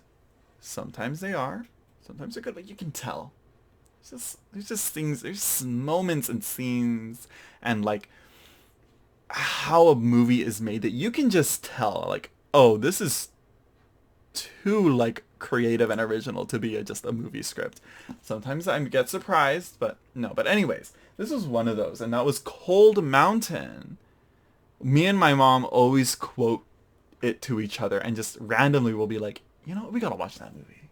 We gotta watch it. Nicole Kidman, Renee Zellweger, you know, and so yeah, of course, taking place during the Civil War, and I'm like, how are black people depicted in these stories? And so this is kind of like, one could easily compare this to Gone with the Wind, which I got this book because I was like, wait, because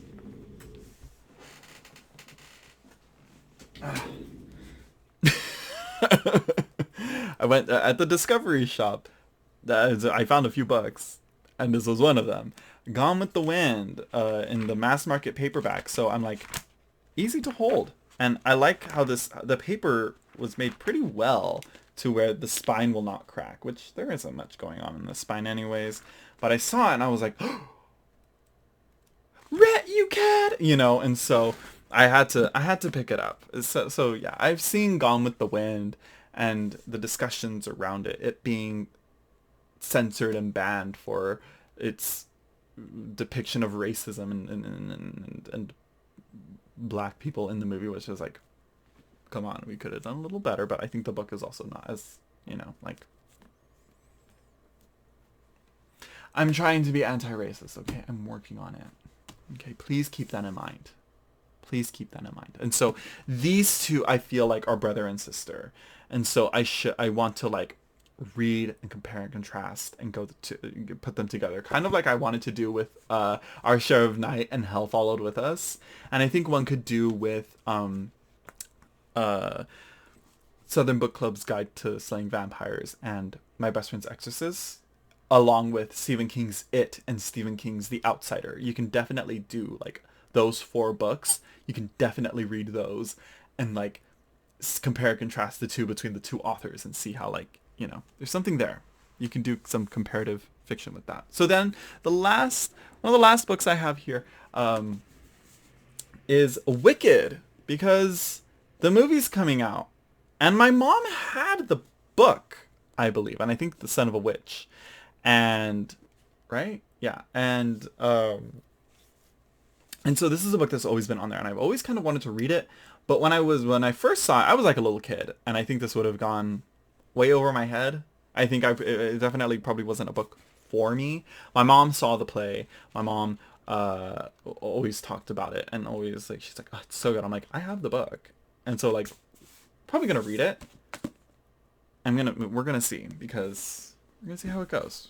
We're gonna see how it goes. We're gonna see how Ariana Grande does on it. I don't know why I got this book. I know I pulled this book out because I know I talked about it before, but hopefully gay literature. That's why, and I want to read it. So we'll see. We'll see when I get to it.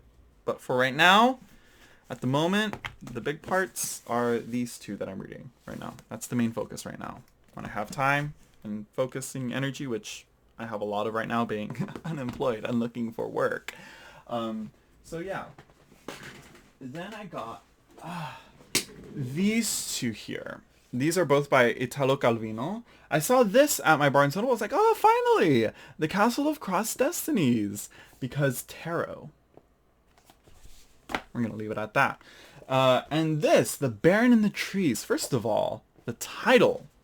Love it. And it's literally about a baron that climbs up in the trees. I'm like, okay, Italo Calvino, like, let's get it. And they're thin, and we'll see. I started reading, you can see I have the bookmark there for Castle of Crossed Destinies, and so far I'm like, okay. It's funny how it's like, it seems like I'm reading it, at the start of it, they're like, he's like, it seems like they can talk, but they like consent to not to subconsciously somehow. They're like, it just doesn't seem right. It just doesn't seem right to talk. No one else is talking. So I'm not going to talk. So we won't talk. You know, I liked how he described that. He's like, it's not the vibe. It's not the vibe. So yeah, Then let's move into the nonfiction here. Eh? Yeah? Yeah? Yeah? Well, first, uh, the cover made me do it. I think I got Italo Calvino's Castle of Crossed Destinies and The Sympathizer with this book at Barnes& and Noble. This is Roberto Bolaño's 2666 or 2666, I think, or 2666. I don't know. How would you pronounce this? 2666 or 2666? Point is, it's the Mark of the Beast. It gave vibes of Juarez and also House of Leaves, which I gave up trying to read that book. I was like, it just didn't hook me enough. But there were like in the first scene of reading House of Leaves, there was a scene that I like was genuinely terrified. But for some reason, I just couldn't continue it. I don't know. But anyways, this one here. Three academics on the trail of a reclusive German author, a New York reporter on his first Mexican assignment, a widowed philosopher, a police detective in love with an elusive older woman. These are among the searchers drawn to the border city of Santa Teresa, where over the course of a decade, hundreds of women have disappeared. Again, Juarez, same thing. Like that's going on. And I don't know. We're going to see what goes on here. I don't know what to expect from this book just from that. I started reading it and it's like this guy, he's like finds this book by this German author and he's like, I'm obsessed. He's like, I need to find this man. Where is it? You know, what's going on here? So I'm like, we're going to see. And so this is also another one that's translated from the Spanish. And we're going to see if reading it, how it is. Like where Our Share of Night was very beautiful. I'm gonna give the translator for Our Share of Night the benefit of the doubt. I don't think that applies to what I'm about to say, but I really enjoyed how she translated that novel. She as emotionally devoid of emotion, as emotionally devoid English is as a language. They were able to capture that as best as possible what Spanish is able to do with like the emotional, lyrical, almost poeticness of the language. Maybe I'm over romanticizing my culture, but again, you lose something in translation every time. And English doesn't have the same oomph that Spanish does. There's really isn't much passion to it, you know. It's like swearing, you know. People compare swearing from in English to Spanish to German and Russian. Those languages, like just swearing, because that's like probably the most raw emotion that one could express through cursing and using bad words, you know. But anyways, itchy throat. The allergies have really picked up. But anyways, and I also loved the cover on this book. I mean, look at it. And then they just gotta put this thing right there. But I guess if it won the award, I guess it gets that. But I mean, you can just, for something like this, you can just write it in the text just across the top, you know, kind of like what they did here. You know? I don't know, there's something about the design that just really makes it feel off. Like something's going on. I don't know. I don't know what to expect. Is it fiction? Is it a boring fiction? Is there horror? What's going on here? I want to see. And so this is from 2004. And then translated in 2008. So yeah. Huh. Okay, so anyways. So yeah, that's all the books I have. And now we're going to go into the nonfiction. So yeah, give me a second real quick. Well, you're not gonna notice because I'm just pausing the recording. And this is gonna be, but I'm giving myself a second. Give me a second, please. Okay, so I went to go visit my boyfriend up north in California, and there was a few bookstores that I went there. And there was one that had like some new AG books, and I was able to find I was able to find, finally, one of these. And it was only $5. Like, okay, a steal. Though, of course, as they say, the best way to save money is to not spend it. Yeah. But I loved this oracle. This was the first divinatory tool that I used and actually did readings with a few times. It was my introduction before tarot. And I loved it. My dad is leaving. So, and so this is more, I don't know how much of, because when I got it, it came with like a little box and the book was much smaller but thicker. So I don't know how much of what's in here is cut out from the smaller book or you know, vice versa. But this, I was like, finally, yes, I got it back. Yes, I got it. I have it. I have it. I have it. With the sample readings and yeah, how to do the spread and all that. So yeah, and so yeah, this was actually a really good introduction to reading and divination and all that. The cards, reading the cards. So yeah. Oh my god, and I still have music I want to talk to you guys about because you guys need to hear this music. There's something in the water with music, so bear with me. And then I also picked up Understanding the Tarot Court by Mary K. Greer and Tom Little, and a foreword by, may she rest in peace, Queen Icon Legend of Tarot, Rachel Pollack. And this is special topics in tarot. And so court cards, believe it or not, still give me trouble, particularly the pages and the princesses, like,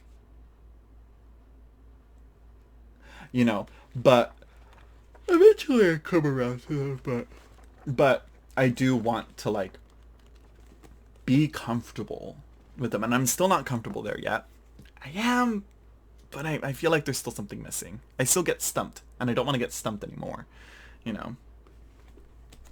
Then I got what else? Is that it? Yeah, I think it's the only one.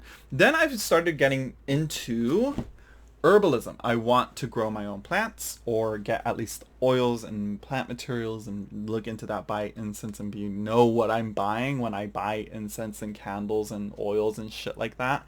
And so I bought Scott Cunningham's like trilogy on herbalism and all that. Magical Herbalism, The Complete Book of Incense, Oils, and Brews, and Encyclopedia of Magical Herbs. These two I kind of hold on to, like I kind of pull out more often and look through more often than this. This is more so, again, this is just more about the plants themselves. And hopefully, with actually working with the plants, I'll eventually be able to integrate that with a lot of the tarot cards that are plant-based and herb-based, but honestly, I more so want to be able to use herbs and plants and all that as you know, something that I could use to help around the house in ways, you know, and to start working and doing practice and spell working, crafting shit, and you know, making. And also like with just knowing when to properly use incense at the right times and for the right purposes and with the right intentions, I guess. Other than just because it smells nice, you know, which in the end, they smell nice. I like them, like frankincense. And right now my sister got me this dragon's blood incense sticks, and I really like them. So yeah. So anyways, there's that. And then I got this deck real quick, the Yolanda Witch Tarot, The Healing Art of Magic by Rosie Bjorkman and Hans Arnold. And this is an interesting book. I really want to... Oh, what is this? Oh, for strength. I was like, why is there... I'm like, the art of magic. I'm like, Madonna versus whore, pornography, sacred sex, sexual healing, and it's for the strength card.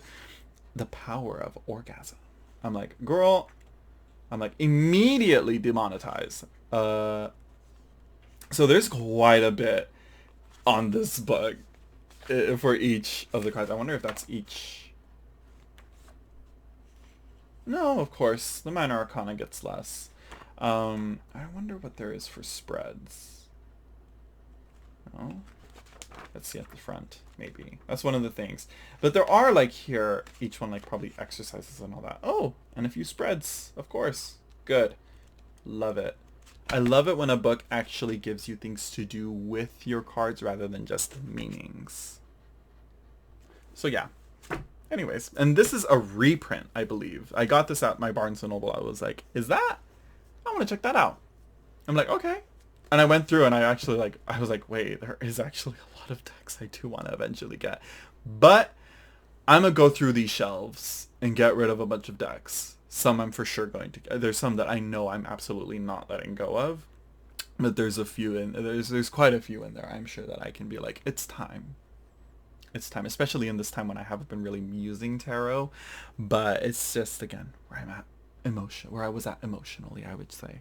So yeah, then I got these two more in the Buddhist ideas here with The Gods Drink Whiskey. My sister's husband loves drinking whiskey, and my boyfriend also loves drinking whiskey, and I like drinking whiskey. I found that whiskey has a good taste to it. I like it more. I don't know, it's like, it's what I don't know. That's what I thought alcohol was supposed to taste like or something. And then I tried beer, and beer is nasty. And people are like, hey, you don't drink it for the. I'm like, well, fuck. Like, it should at least taste good. If I wanted medicine, I'd go eat medicine. You know, I'll just take a pill and let it dissolve on my tongue and just let that nasty taste. How about I do that? No. So yeah, my throat is getting really itchy. I don't know if it's because I'm talking so much or if it's because of allergies. So yeah, there's this one, and then The Son of Wisdom, the teaching of the noble Nagarjuna's fundamental wisdom of the middle way by Khenpo Sultrem Gyamtso. I probably butchered that, but I want to have at least a good understanding of Buddhism in a way. And like some for some reason I saw these again at Book Hounds locally, and I saw them there and I was like, okay, I'm gonna pick these up and give them a try, because there's not much in terms of new agey stuff. When I went there, I did drop off and donate a few of my tarot decks and tarot books. I was like, y'all can use this. But though I saw in there, I was like, oh wait, no, not you guys. You know, there's some in there like, oh wait, no, I would not let anyone else take those. I'm like, not because it's like I want them for myself, but I'm like, it just doesn't feel right to let people have those. I'm like, listen, I'm gonna recommend stuff to you that I think you should give a try, and I think you should give it the time of day. And those things I was like, no. I think maybe Goodwill would be a better place for that. No tea, no shade, no pink lemonade, but well, maybe tea and shade and pink lemonade. This book is a fucking trip. I just read one chapter. Okay, no, I read 2 chapters. I think 1.5, and I need to pick it up again. But again, I was just, I was just out of it. Spiritually, I was out of it. I was just, I couldn't. I didn't know, you know. But this is very interesting. And my friend, my tarot godmother, Natalia, girl, get back on your YouTube channel. I'm just kidding. She took it down again. Who knows when she'll be back? I think she'll be back soon. I hope she'll be back soon. But she is still uploading on her other channel, her trans psychology channel.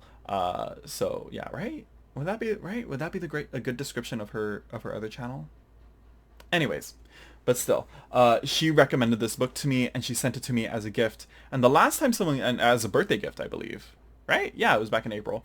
And the last time someone did that to me, it was my friend Lucy, and she gave me Bell Hooks All About Love, and I was like, oh, bitch, we're in it. And so every time a book I get for my birthday from a friend, it seems to have quite an impact on me. And so I'm going to give this a good try. I did one of the exercises on here, and that's where I found, where is she? Is she here? Yeah, she's here. And eventually I did. It took a while. It took a minute. But eventually I did find it. And so, yeah. But anyways.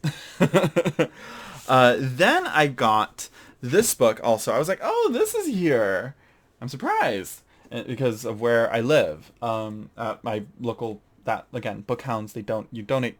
Locals come and donate their books. So I'm like, what I'm going to get there? I'm like, I wasn't surprised there was a bunch of Christian romance fiction in there, But this was interesting to find. James W. Lowen's, right? Yeah. Lies my teacher told me. Everything your American history textbook got wrong. So during the Black Lives Matter protests that were at the height of it, again, at the height of when, George Floyd and all that, and everybody was like recommending books on anti-racism and accurate American history, being told versus like what text with the bullshit some textbooks have put out. Like I was like, really? That's in our and it's particularly in Texas. Moving on. And so yeah, I'm like, this is one I need to pick up and read through. Oh my gosh. It's like I was like, I think they missed the spot with writing this book.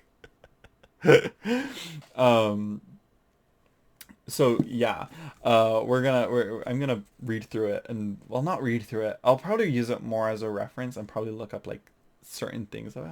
I'd be like, wait, I wonder if this book talks about it, and then I'll look into it. We'll see. We'll see. Then the next book I got is talking about Ursula K. Le Guin. I saw this at a bookstore me and my sister went to the coast during the summer, like a month ago, maybe more. And I saw this book here. I read Stephen King's book on writing. And so I'm like, I really liked Ursula K. Le Guin's writing. And so, of course, I had to pick up what she talks about. Steering the Craft, the 21st Century Guide to Sailing the Sea of Story. And so I'm gonna see. She's small. That's what I like. I'm liking smaller books more and more now. No longer a size queen when it comes to books. So yeah. The last book, should I show it? I'm gonna show it. If you are someone like me, or a person who likes to engage in these types of activities, disclaimer, I guess, content warning, hide your kids, don't, don't let your kids watch. It's Trust, it's not like adult or anything like that, but it is for adults. But it's called, it's this. But seriously, The Definitive Guide to Anal Health, Pleasure, and Everything in Between by Dr. Evan Goldstein. This has been insightful and very helpful.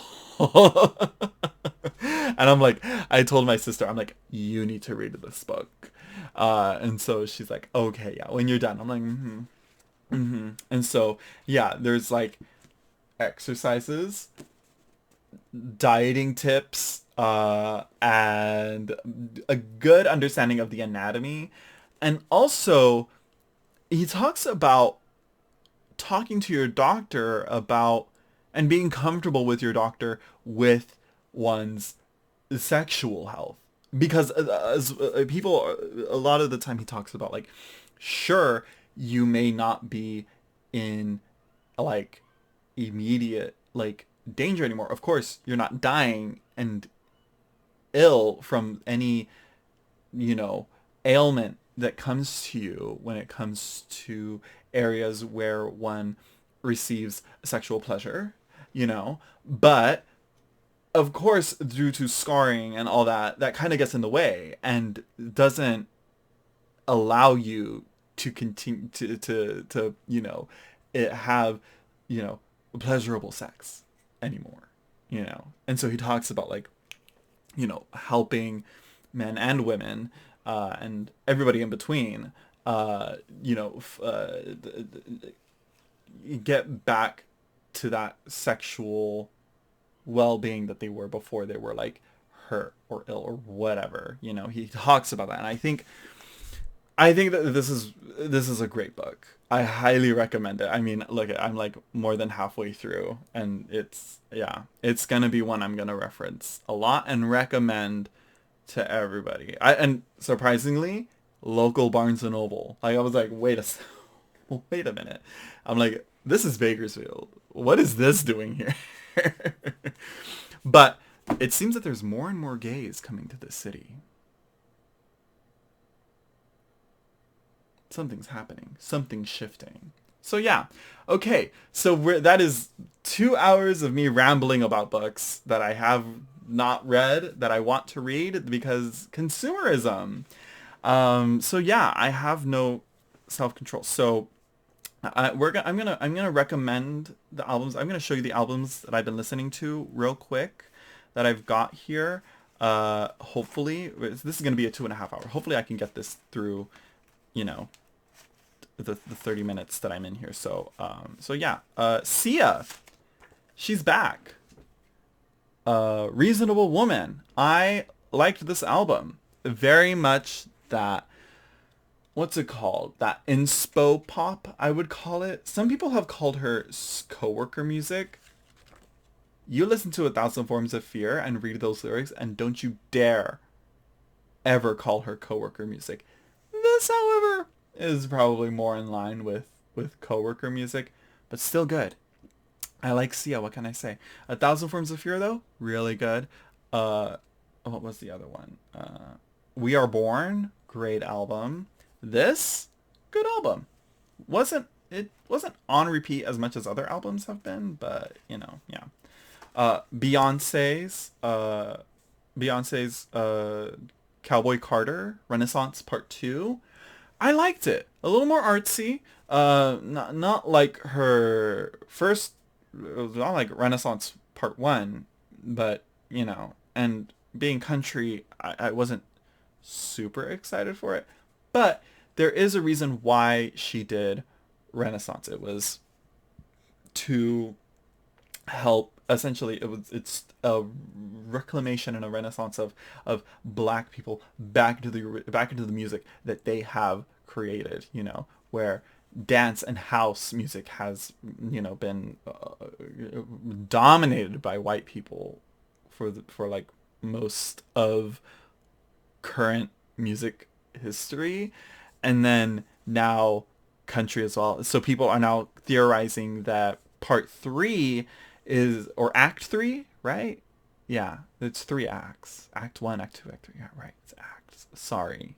Don't come for me, Beehive. And trust. Even my little channel will get squashed. So, part 3, people are theorizing that it's going to be rap or rock.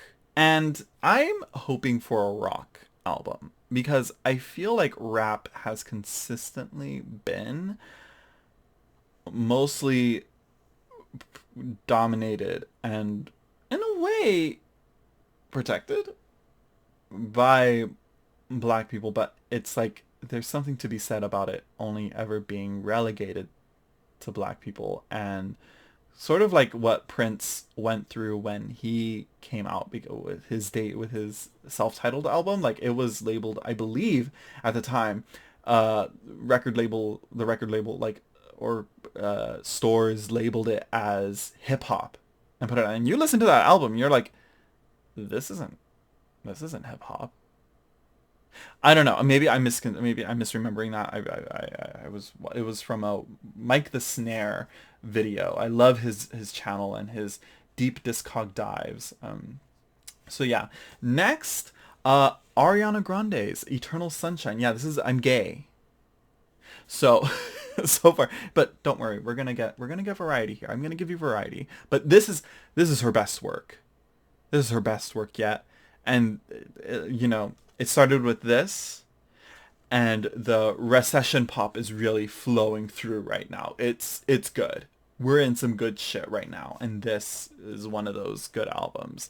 It's especially when it's her talking about what she currently went through with her previous relationships, her leaving her, was it fiance, I believe, and marrying her co-star on the set of Wicked. Not marrying, but getting with her co-star on Wicked, and like it's the whole debacle of it, and her reputation of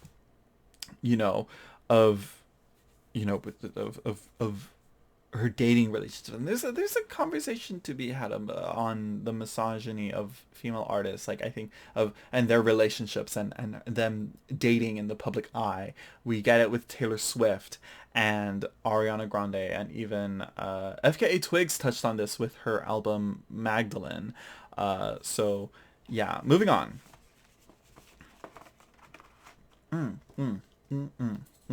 This is a more recent acquirement. Succulent Sea by the Arctic Monkeys. My boyfriend loves the Arctic Monkeys. Some of the first Arctic Monkeys songs that I heard, other than AM, everybody knows AM. That album, everybody knows that one. And so I'm like, we gotta get you some other ones. And so I got this one. This is really good. I really liked it. But I really liked and this is one that I got, and I need to, next time I see him, I'm gonna leave these two albums with him. And this is the one. He would sing these songs to me. What is this? Favorite Worst Nightmare. And so yeah, 505 and what's it called? Fluorescent Adolescent.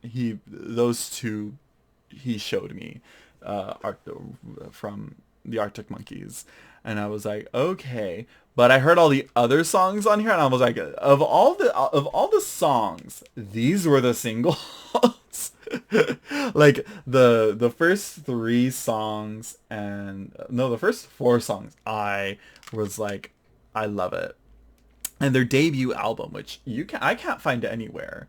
Their debut album is just I'm like, where it at? But anyways, love these two. I'm excited to hear more from them. So yeah. Then I went to another antique store, and this is where at this antique store they were selling CDs, and there was a box there, and I was like, oh, a gay absolutely donated this music here. And so I got Kylie Minogue's Fever. This bitch, she honestly, she's been giving the gays everything that we want. I mean, come on. Like look at that. She's eating with the photography here. And the album, and this whole album is really, really good. Especially, of course, the third track, Can't Get You Out of My Head. You know, we love it. She you know, she always serves for the gays, you know. And I also got this album. Which one's called this one? Which one's this one called? Is it called Light Years? Light Speed? Light? Something light? Something? Kylie? I can't remember the name. But this album, I heard it. This one, I can probably do without this one. You know, I'm like, there's a few good songs in here, but I'm not excited. It's not Fever. It's not Fever. And then I found also, I was like, Sia's Color the Small One. This is one that I've been really wanting to get. And of course I got it. Also, color palette, black and white. Are you guys seeing a pattern here?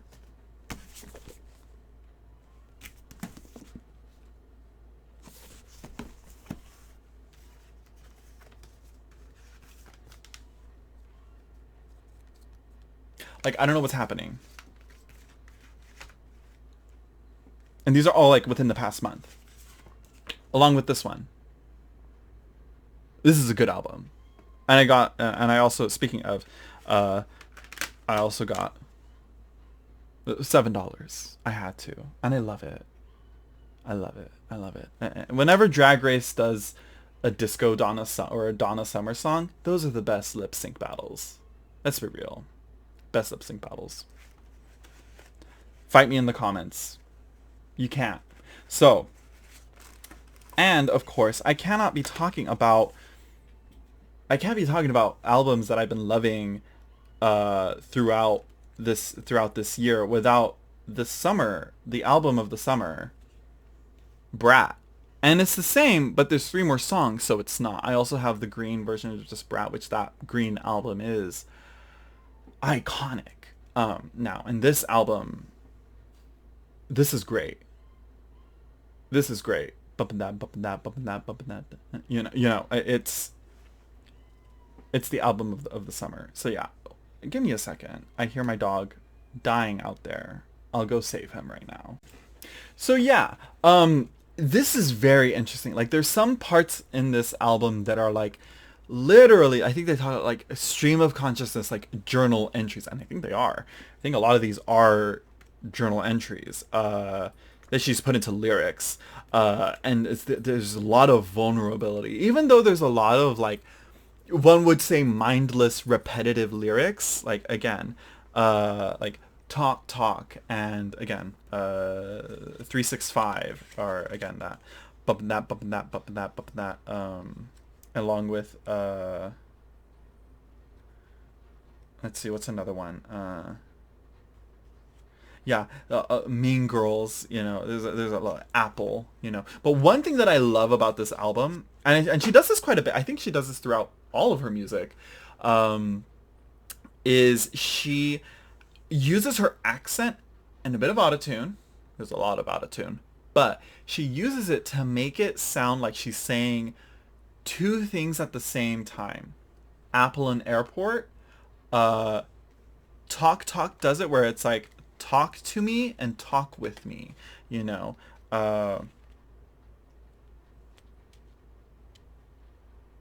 Yeah, so she goes, I wish you'd talk, talk, wish you'd talk, talk, wish you'd talk, talk, wish you'd just talk to me. You know, that just talk to me, the part that somehow with her accent she does it to where it's like, oh, okay.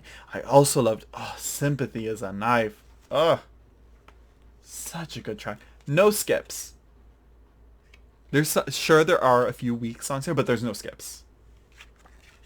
You don't skip Brat. Mm-mm. And finally, Charlie is now a well-recognized pop girly, in the ranks of Gaga and Katy Perry and Taylor Swift. She's up there. She's been up there for me. I was there since, I'm just kidding. I was there since her self-titled album, Charlie, and seeing how that came to be, and following with Vroom Vroom and Pop 2 and Number One Angel. Those are good mixtapes, EPs. Vroom Vroom's an EP. But yeah, and that sound is just, you just don't hear it anywhere else. Next, this album has been on repeat. So it's been Brat, this bitch, this fucking bitch. Oh my god. Finally. When I heard it, I said, finally. Finally. But now we say it, you know. But now she's actually putting out good music. I'm just kidding. Billie Eilish always put out decent music. But it just didn't grab me. It didn't grab me. There was no hook. I was bored. Dare I say bored. I was like, you're playing it safe. Do something more. Do something fresh. She listened to me. This was, yeah. Album of the year. Album of the year. What else? What else? Where else? Where else is? Where's that bitch? Where's these other bitches? And I don't mean that like disrespectfully. I mean that with the utmost respect and reverence. These bitches got me in a chokehold. Okay. They're like, you know what?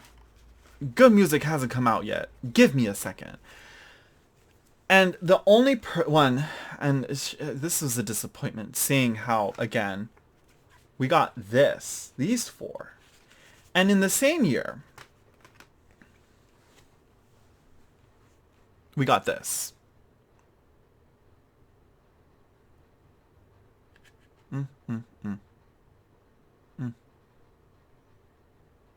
It had to grow on me.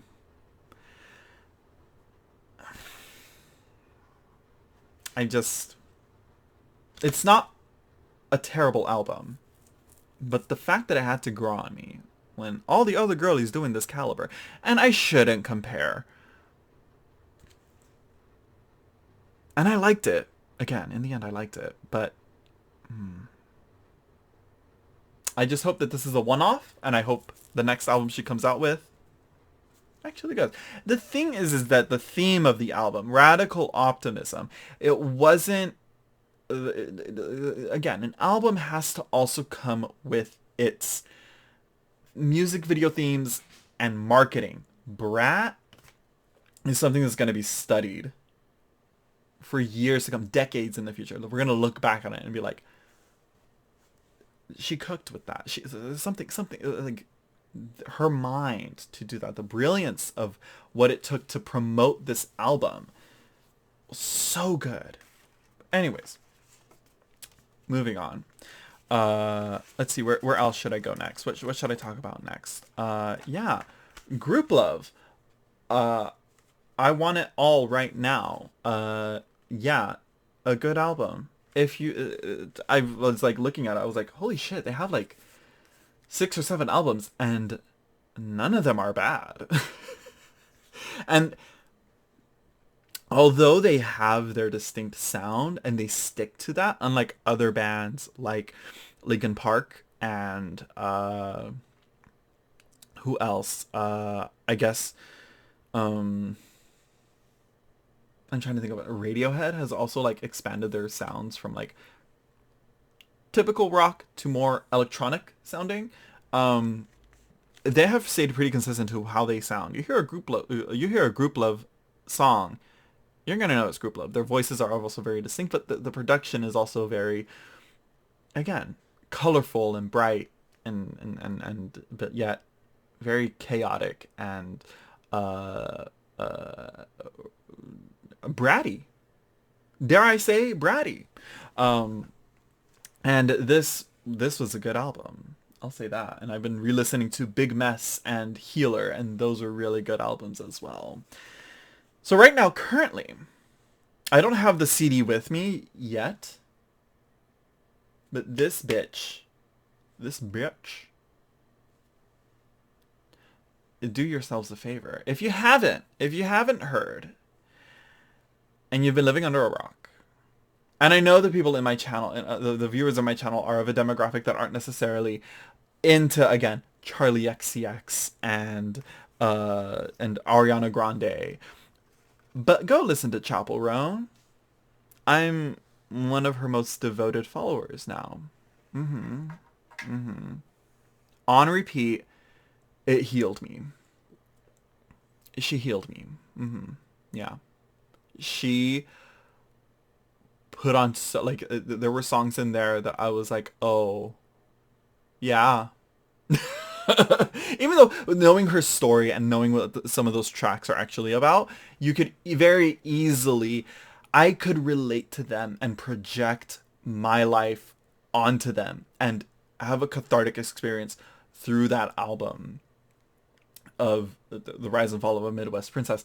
So like, even though a lot of it is like lesbian love songs and all that, but that doesn't mean that you can't relate to them. As me as a gay man can't relate to them, or even straight men and straight women can't relate to them. It's an album that, and she's an artist that I'm for sure, I think we're seeing with Chapel Roan something big, something that we haven't seen since Gaga or Madonna or Prince.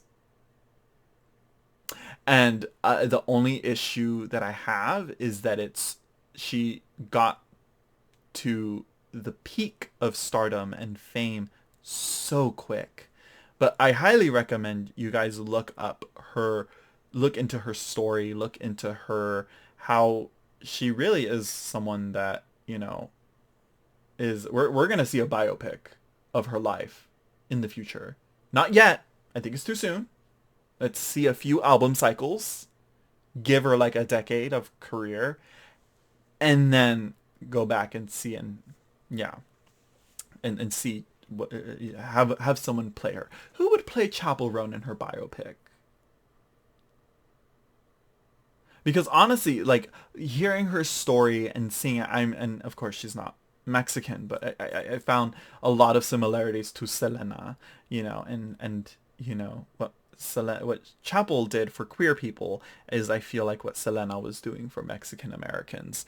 And so, though of course her Selena's music wasn't like about being Mexican American, of course, where Chapel's is about being a queer woman. For some reason the parallels were there, that like rise to fame, I think, and like that crossover of, you know, of uh of a person that is of a minority gaining immense fame and stardom. Like, you know, she is someone that has like, that was like small artist that grew into something big now. But anyways, enough. I will spend another 2 hours gushing about Chapel Roan. We're going to talk about my current obsession, and that no one seems to be talking about. Um, and I think I think everybody needs to have this album on repeat. No, it's a little weird, but for me, it's really striking a chord with my soul. I Love You So Fucking Much by Glass Animals. They've been also a band that also has been consistently putting out really good albums. And from their debut Zaba to the instant hit that, again, nobody is listening to, How to Be a Human Being. Such a good album. And this, again, the noise, the sounds are just like, where we, oh my gosh, my gosh, like, what the hell is happening? Great song. Creatures in Heaven. Oh my gosh. I was like, this album was on repeat. I went to go visit my boyfriend, and we went to a record store as well. It's a bookstore, and so I saw this. I was like, oh, look at that. They have this album. I saw it. I was like, okay. Also, it looked very similar to MGMT's what's this called? What album is it called? Loss of Life. I haven't heard this one as much. I want to listen to it again, but it didn't hook me like this. So I've been going for a walk. I put this album in, and it's taking me to tears. This, Chapel Roan, and Billie Eilish's new albums. Those three albums have brought me to near tears. And this really, I'm like, it's yeah. So like Creatures in Heaven, A Tear in Space, Airlock. The visuals that he writes in this, I'm like, though, of course, maybe a little simple at times, but still, like, A Tear in Space. A Tear in Space. Like, I can see it, like the dark vastness of space, and it's this little drop of water with light shining off of it, emitting light into infinite dark space. And it's this little bit from this tiny little shining drop of tears. You know, it's, yeah. Anyways, speaking of tears, it reminds me of Chris Hemsworth tasting tears in Furiosa, which apparently was a flop, but it's a good movie. It's a solid movie. Chris Hemsworth did a great job in that movie. I sometimes forget Chris Hemsworth can actually act at times. I liked him in Grand Royale, right? There's more to it. Trouble at El Royale or something like that. He plays like a Manson-esque cult leader. And he does a pretty good job in that. And that movie's fun too. But this one, he brings back that acting. He camps it up a bit, but he's so Shakespearean. He's like a Shakespearean play actor, but as his character Dementus. Loved it, and it takes it, though. There was a part in it where literally, even like we all were, like me and my mom and my dad watched it. We were like, I kind of was like, let's wrap it up now, Furiosa. Like, let's get to where we're going. That being said, though, on this part, though, I kind of would I say that, yeah, at the same time, I would have liked to see this war played out rather than like in a weird montage that they did. I would have liked to see how this would have played out or something. I don't know. If they did Battle of the Five Armies like that, and trust, The Hobbit is a garbage movie series, but that battle there should have been the same as with the Battle of the Wasteland in Furiosa. And so yeah, it was more, again, more vignette, but not bad. Not bad. I liked it. But I think we could have done better. Maybe a little something. How to fix it? I don't know. I shouldn't be saying like it should have done this or this. I don't know, because honestly, I don't know how you could have fixed that movie. Not that it's like it's such a hot mess, because it's a good movie, but it's just like that boring lull towards the end. What are we doing? Anyways, enough rambling on. I've talked about too much of all the things that I've gotten and I've been consuming for the past for this past year. This year's been wild. This year's been crazy. And I don't like it. I kind of want it to be over, but I also want to keep it going and try and improve it. Maybe that's what it is. I'm letting this year do to me what I should be doing to it. Anyways, thank you everyone for watching and bearing with this 2.5 hour video ramble chat. Let me know what you guys thought. Have you read any of these books? Which should I just move along before even cracking the spine on them? What albums have you listened to? You can't hate on the ones that I've said. Okay, you can't hate on the Glass Animals, Group Love, or Chapel Roan, or Charlie XCX. You can't hate on those. I'm sorry. You can't hate on the Billie Eilish album. You can't. You just can't. Because that opinion's wrong. I'm starting to really solidify that opinions should be more treated as facts now, because it makes me feel happy. So if you don't like my opinions, that means you don't like me. And that makes me upset. And you gonna catch these I'm just kidding. No, I can't do that. It's not that serious. But really, they did have an emotional impact on me during a very emotionally a highly emotionally sensitive time. Like, this year is the year of emotional development for Zach here. Like, it's not fun. No, it kind of is. It kind of is, because it's like, yeah, I'll save it. I'll save it for another video, because this is already too long. So yeah. Yeah, I'll save these thoughts for my journal. Oh my gosh, yes, I finally got a journal. A good journal, an expensive journal. Shit. All my CDs fell. Well, cases. There were no discs in them. Okay, there were discs in some of them. Shit. But hopefully none of them got scratched. It's okay. Most of them are imported in my computer anyways. So, my friend Natalia got me this lovely leather cover, but it's been a mission and a half trying to find a journal that fits in them. Finally know what size, B6. And so there were some Leuchtturms, I don't know. What B6 journals do y'all use? I found this one. I'm not going to take it out. It's a little tricky to find. It's a Japanese, I believe it's Japanese. Might be Chinese. Let me see. I need to... Give me a second, because I know the stationary girlies are going to be like, what's the journal? What's the journal? Bitch. I'm using... I wrote in it with my... where is she?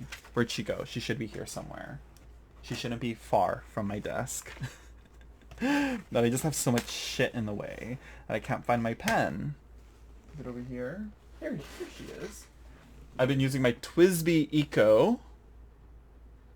I believe that's what it is. In with the Takesumi Iro Shizuku. That's what's in that pen. Okay. And I've used a highlighter on it. A Sharpie, just a plain Sharpie highlighter. Don't read what I wrote. This is gonna get weird.